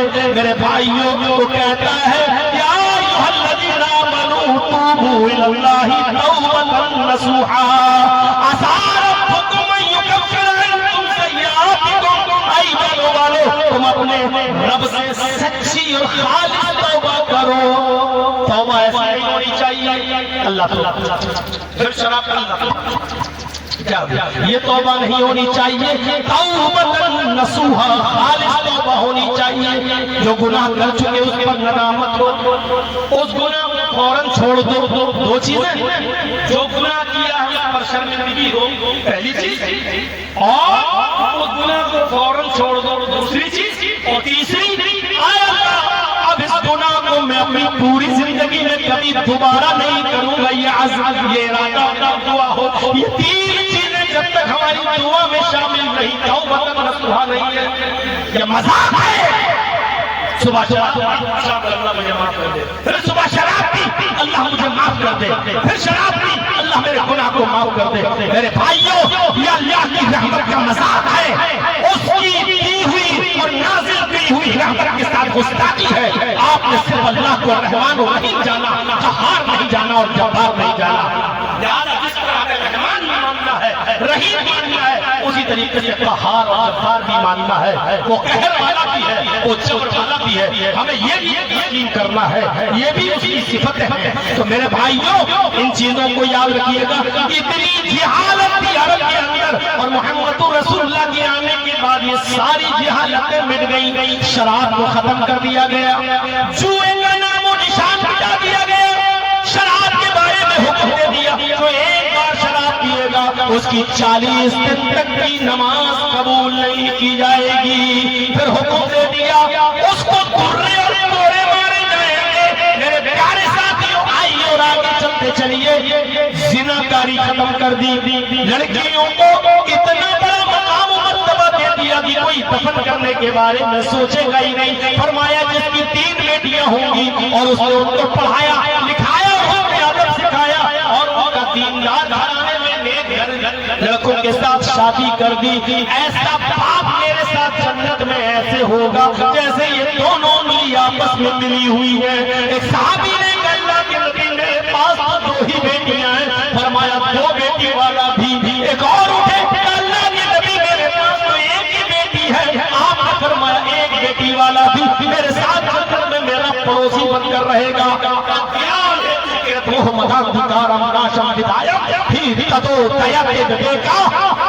محمد اندھیرے کو ناش کرنے کے اندھیرے کو مٹا کر رکھ دیا۔ میرے بھائیوں، کل کا میرا سفر بھی ہے، مجھے تھوڑی دیر گھر بھی پہنچنا ہے۔ ایک منتر میں آپ کے سامنے اور پڑھتا ہوں، تھوڑا سا لمبا ہے، اس کا ترجمہ بتائیے اس میں کون آتا ہے؟ واج بھوپتی پریمڑا مایا مت بشارتا تب مہاراج مت سندو مدوشٹھا اتی شنتوا تتھا کرشنا پرم رسمے ماگیتا چتر بھرات دیو کرشامی کلچھیم بھونتو مانوا دیوا سواشنا اترشتھا اچھال شرم شرودھاری سدوشکا اچھالاپی لنگچھیدی سربھو متو موما۔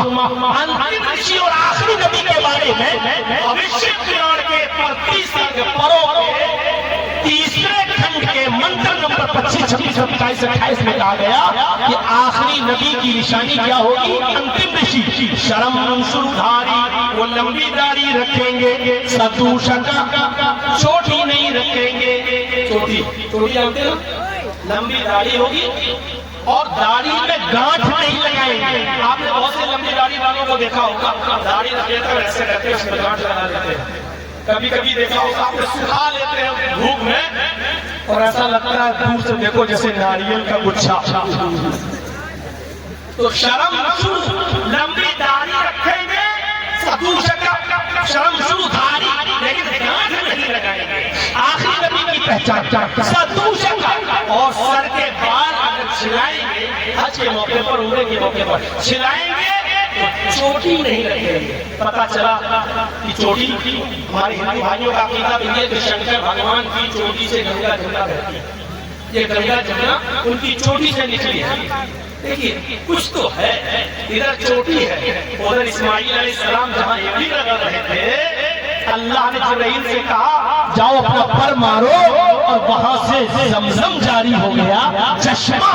ہاجرہ موڑیر ماننے لگی، رک رک کہنے لگی، عبرانی زبان میں زم زم یعنی رک رک رک رک، پانی نکلا اور بہنے لگا، تو ایسے سمے زم زم زم، یہ عربی زبان کا لفظ نہیں ہے زم زم، یہ عبرانی زبان کا لفظ ہے۔ وہ عبرانی زبان میں زمزم کا معنی ہوتا ہے رک رک رک، ارے کہاں جا رہا ہے، پانی بہ رہا تھا ایسا سمے میں رک رک رک رک رک۔ اللہ کے رسول کو بھی یہ نام اتنا پسند آیا کہ اس کا نام عربی میں بدلا ہی نہیں، زمزم ہی رہنے دیا، اس کو زمزم ہی رہنے دیا۔ رک رک رک، اللہ کے رسول نے فرمایا رحم کرے ہاجرہ پر، اگر اگر اس نے پانی کو روکا نہ ہوتا، اس کی موڈیل نہ باندھی ہوتی تو اللہ یہ پانی پوری دنیا میں پھیلا دیتا، اور جب پوری دنیا میں پھیل جاتا تو اس کی وہ قدر نہیں ہوتی۔ تو آج دیکھ رہے ہو، آج گنگا کی کوئی قدر دیکھ رہے ہو؟ روزانہ مدعے اٹھتے ہیں، صفائی نہیں ہو رہی ہے، گندی ہو گئی ہے۔ ہمارے پر کون کیس کرے گا؟ کیس کرنا تو فلم کار کے پر کرو نا، جیسے فلم بنائی تھی رام تیری گنگا میلی ہو گئی، پاپیوں کے پاپ دھوتے دھوتے۔ اب بتاؤ اس فلم کو تم چلنے دے رہے ہو، میں کیس کیسے کرو؟ تو کہا رام تیری گنگا میلی ہو گئی، پاپیوں کے پاپ دھوتے دھوتے۔ یعنی اتنے پاپی نہا چکے گنگا میں، ان سب کے گناہ گنگا میں ہیں۔ اب جو نہائے گا اپنے پاپ دھونے کے لیے تو پاپ تو دھلیں گے نہیں، بلکہ ان کے پاپ چڑھ جائیں گے۔ اس کا مطلب یہی تھا۔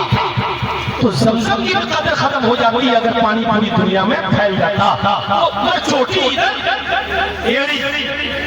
شرم سردھاری لمبی داڑھی رکھیں گے لیکن گانٹ نہیں لگائیں گے، سب دور چنگا بال صاف کریں گے تو چوٹی نہیں رکھیں گے، میں آلاپ کریں گے، ارتھات نماز کی عبادت کے لیے آلاپ زبان سے بلائیں گے، ارتھات گھنٹا بجانے والے نہیں ہوں گے۔ مندروں میں گھنٹا بجا کے بلایا جاتا پوجا کے لیے نا، اور یہاں وہ چلا پی وہ گھنٹا نہیں بجائیں گے، آلاپ کریں گے، منہ سے بولیں گے اچھلا اونچے سور میں، اور کیا بولیں گے؟ اسم اللہ الا اللہ مترا ورڑو الا اللہ الا اللہ مترا ورڑو الا اللہ الا اللہ محمد رسول رگ برس اسم اللہ الا اللہ الا اللہ مترا ورڑو الا اللہ الا اللہ۔ اور تو کرو یار، وہ اونچے سور میں آزان کریں گے، اونچے سور میں آزان دیں گے، اور آزان کیا دیں گے؟ اسم اللہ الا اللہ مترا ورڑو الا اللہ، اللہ اکبر اللہ اکبر کی بگڑی ہوئی شکل، اشہد ان لا الہ الا اللہ کی بگڑی ہوئی شکل، محمد رسول رس، اشہد ان محمد رسول اللہ کی بگڑی ہوئی شکل۔ یعنی وہ اونچے سور میں آلاپ کریں گے، الفاظ آزان کرنے والے ہوں گے، اور سب سے بڑی پہچان لنگ چھیدی ختنہ کرانے والے ہوں گے۔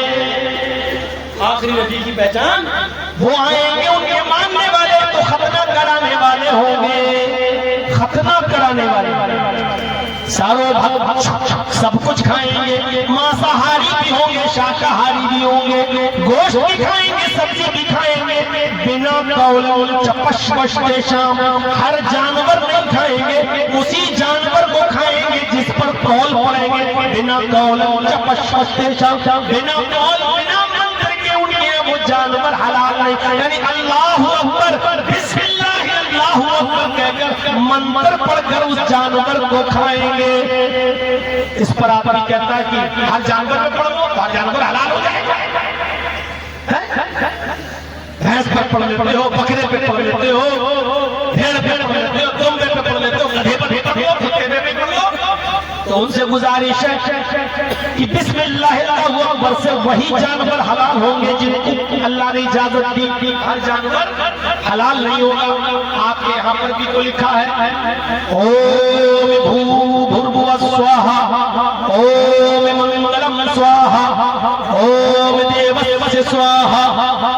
آپ کے یہاں پر بھی تو لکھا ہے کہ یہ منتر پڑھے جائیں گے شادی کے موقع پر، اور جب تک یہ منتر نہ پڑھے جائیں پتنی حلال نہیں ہوگی، عورت حلال نہیں ہوگی، لڑکی حلال نہیں ہوگی۔ پتنی کو شروع کرنے کے لیے منتر ضروری ہے۔ میں ہندو بھائیوں سے پوچھتا ہوں کہ اگر منتر سے لڑکی حلال ہوتی ہے تو کیا یہی منتر ماں بہن بیٹی پہ پڑھا جائے تو کیا وہ بھی حلال ہو جائے گی؟ آپ کہیں گے نہیں، منتر سے وہی لڑکی وہی عورت حلال ہوگی جس کی پرمیشور ایشور نے دی ہے۔ تو بسم اللہ اللہ اکبر سے وہی جانور حلال ہوگی جس کی پرمیشن اللہ نے دی ہے۔ جیسے منتر سے ہر عورت حلال نہیں ہو سکتی ہے، ایسے ہی بسم اللہ اللہ اکبر سے سور و گدھا اور کتا حلال نہیں ہو سکتا ہے۔ میرے بھائیوں، ایک چیز تو ہمارے تمام ہندو بھائیوں کو سوچنا چاہیے، جو جانور ہمارے یہاں حلال ہے، آپ کے یہاں تو ٹوٹل سارے جانور حرام ہیں، ہمارے یہاں جو جانور حرام ہے تو ان کا دودھ بھی حرام ہے، جو جانور حلال ہے اس کا دودھ بھی حلال ہے۔ آپ کے ہاں تو سارے جانور حرام ہیں تو دودھ حلال کیسے ہو گیا؟ اور مجھے یہ بتاؤ کہ انہی جانوروں کا دودھ تم کیوں پیتے ہو جن جانوروں کا گوشت ہم کھاتے ہیں؟ مسلمان بھینس کھاتا ہے، آپ بھینس کا دودھ پیتے ہو۔ مسلمان بکری کھاتا ہے، آپ اس کا دودھ پیتے ہو۔ مسلمان بھیڑ کھاتا ہے، آپ اس کا دودھ پیتے ہو۔ مسلمان کٹیا نہیں کھاتا، آپ اس کا دودھ کیوں نہیں پیتے؟ مسلمان گدھی نہیں کھاتا، آپ اس کا دودھ کیوں نہیں پیتے؟ کچھ تو ہے دار میں کالا۔ میرے بھائیوں، یہ جانور آپ کے یہاں پر بھی حلال ہے، اب مجبور ہو کر نہ کھاؤ۔ ہم تو کہہ رہے ہیں چھوڑ ہی تو بہتر ہے، ویسے پتہ نہیں کتنے روپے کلو پہنچ گیا۔ سب کھانا شروع کر دیں گے تو اور کتنا پہنچے گا؟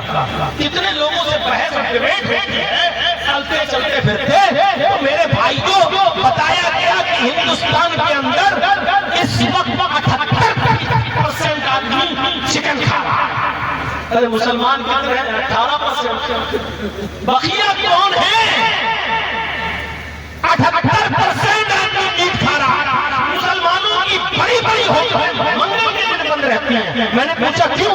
بولے چلتی نہیں صاحب، منگل کو ہمارے ہندو بھائی آتے ہی نہیں ہیں، اس لیے بند رکھنا پڑتا۔ تو میں نے کہا مسلمان؟ بولے مسلمان کہاں اتنا کھاتا ہے، ہمیں تو منگل کو بند رکھنا پڑتی ہے، اس لیے کہ ہماری دکان تو انہی سے چلتی ہے۔ تو میرے بھائیوں، کھاؤ تم، سننا ہمیں پڑ رہا ہے، بدنام ہمیں ہونا پڑ رہا ہے۔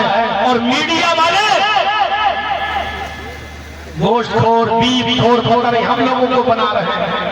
اچھا وہ تو بنائیں گے ہی، ظاہر بات ہے کہ ہڈیاں کہاں سے آ رہی ہیں ان کو بھی معلوم ہے۔ تو اب جس کی ڈالی ہوئی ہڈیوں پر پلیں گے تو ظاہر ہے کہ اسی کو گائیں گے بھی۔ تو اس لیے ایسے میڈیا والوں کے پرچار کو مولانا چرچی سے جھوٹے کی نوک پر رکھتا ہے، جھوٹے کے کلمے پر رکھتا ہے، کوئی فرق نہیں پڑتا تمہارے پرچار سے، کیونکہ ہمیں معلوم ہے تمہیں بھونکنے کا پیسہ کون دیتا ہے، ہمیں معلوم ہے کہ تمہارے سامنے یہ حرام کی ہڈیاں کون ڈالتا ہے۔ تو میرے بھائیوں، ختنہ کرانے والے محمد رسول اللہ، سب کچھ کھانے والے محمد رسول اللہ، آزان کرنے والے محمد رسول اللہ، لمبی داڑھی رکھنے والے محمد رسول اللہ، چھوٹی رکھنے والے محمد رسول اللہ، اور ان کے ماننے والے ساری چیزیں میرے بھائیو ہمارے نبی کے اندر پائی جاتی ہے۔ اس لیے محمد کی خیات ششا کھا سمجھ گیتا،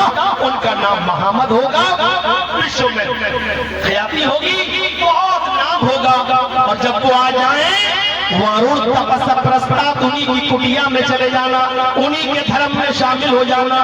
پرستات یعنی آیا سورگ میں جانے کا محمد کے راستے کے علاوہ کوئی راستہ نہیں ہوگا۔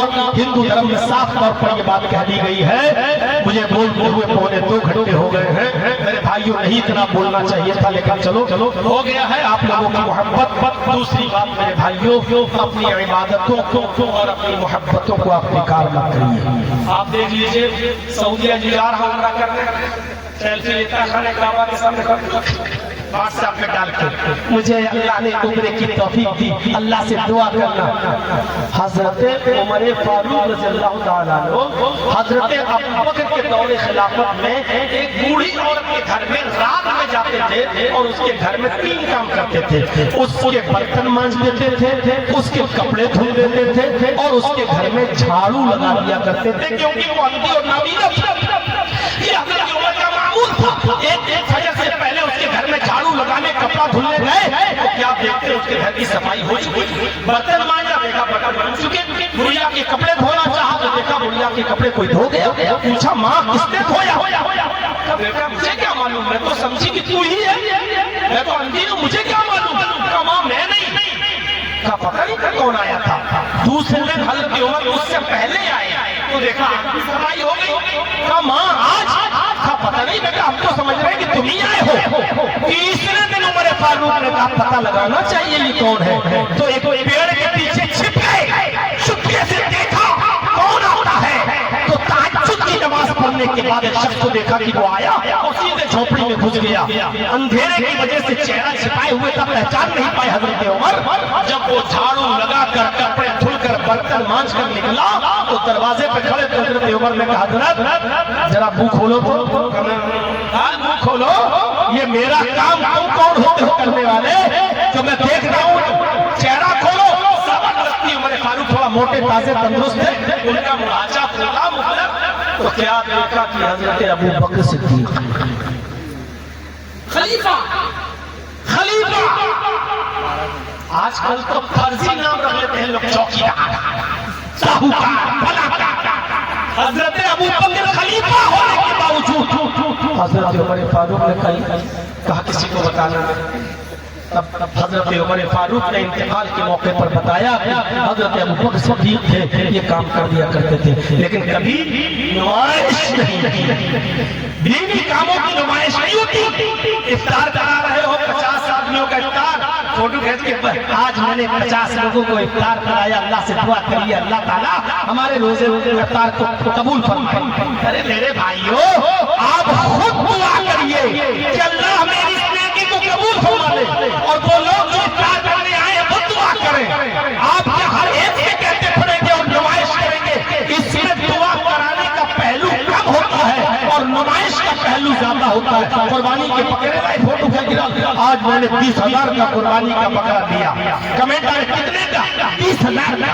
पड़ोसी बेचारा 20,000 का लाया, मेरा क्या होगा, और दुश्मन है अच्छा तो 20 का लाया तो मैं 30 का लेके आऊंगा। कि ये सब चलता है तो ये सब चीजें नहीं होनी चाहिए। खुराफातें खत्म करिए, अल्लाह के रसूल को रिया और दिखावे से बहुत चिढ़ती, बहुत चिढ़। और इसी तरीके से मेरे भाइयों, कोई चीज अगर वक्ती तौर पर जायज हो जाए तो इसका ये मतलब नहीं है कि आप उसका नाजायज फायदा उठाएं। सेल्फी लेना, मौलाना लोगों की वीडियो बनाकर कैच करके अपने दुकानदारों को, अपने दोस्तों को भेजना और कहना कि जगीर साहब से मिलके आए, अरशद मदनी साहब से मिलके आए, महमूद मदनी साहब से मिलके आए, इससे आप जन्नती नहीं हो जाएंगे। इन चीजों से आप दूर रहिए। इन्ना अशद्दन्नासि अज़ाबन यौमल क़यामति अल-मुसव्विरून, क़यामत के दिन सबसे सख्त अज़ाब उसको होगा जो दुनिया में तस्वीरें बनाएगा। मेरे भाइयों, हमारी वीडियो बन चुकी है, तकरीर यूट्यूब पे आ जाएगी, सब सुन लेंगे। वक्ती तौर पर इस हद तक तो जायज है, लेकिन इसको इतना जायज का फतवा अगर आप देखें, अगर आजादी दे देंगे तो फिर शादियों के मौके पर दूल्हा दुल्हन की वीडियो भी लगेगी और फिर उनके भी फोटो खींचने लगेंगे, और फिर एक दिन किसी को पीर मानकर उसके मरने के बाद उसका फोटो पे हार भी चढ़ने लगेगा। ये तमाम चीजें शिर्क और बिदअत को मेरे भाई बढ़ावा देती है। इसलिए मेरी तरफ से परमिशन बिल्कुल नहीं, कतई नहीं, हरगिज़ नहीं। मेरी तकरीर के इख्तिताम के बाद कोई आगे मेरी तरफ न दौड़े, न भागे, न तस्वीरें ले, न सेल्फी लेने की कोशिश करे। अगर इसके बावजूद किसी ने लिया तो आजाद और गुनाह का हकदार वो होगा। मैं बरीअत हूँ, अल्लाह मैं अपनी बरात का इजहार कर रहा हूँ, मैंने मना कर दिया है। अब जो अपने मोबाइलों में मुझे कैद करेगा इसका गुनाह उसके ऊपर होगा, मेरे ऊपर नहीं। अल्लाह रब्बुल आलमीन से दुआ है कि अल्लाह हमारे मुआशरे की इस्लाह फरमा दे। सूद और ब्याज जिसके बारे में थोड़ा सा मुझे इशारा करना था, हमारे मुआशरे में फैल चुका है, इसकी शक्लें अजीबोगरीब हो चुकी हैं। मेरे भाइयों को इतना बता दूं कि अल्लाह के नबी ने फरमाया कि जिसने सूद का 1 दिरहम 1 रुपया खाया, इस हाल में कि मैं जानता है कि ये सूद और ब्याज का है, तो उसने 36 मरतबा ज़िना किया। 36 मरतबा ज़िना, 36 मरतबा ज़िना के बराबर। और एक हदीस में आता है कि जहन्नम में सूद और ब्याज खाने वाले के 70 अज़ाब है, 70। उसमें सबसे हल्का अज़ाब वो होगा जो अपनी माँ के साथ ज़िना करने वाले को दिया जाएगा। ये सूद और ब्याज में खाने वाले का सबसे हल्का अज़ाब होगा। अल्लाह हमारे मुआशरे को सूद और ब्याज से महफूज फरमा दे। अल्लाह हमारे मुआशरे को नजात अता फरमा। अब इस जलसे के सिदरे मोहतरम दुआ कराएंगे اور دعا کے بعد اس جلسے کے اختتام کا اعلان کیا جائے گا. اللہ جب تک تو ہمیں زندہ رکھ، اسلام پہ زندہ رکھنا، اور جب ہمارا خاتمہ ہو تو ایمان پر ہمارا خاتمہ فرمانا. وما علینا الا البلاغ المبین وآخر دعوانا الحمد للہ رب العالمین. السلام علیکم ورحمۃ اللہ وبرکاتہ.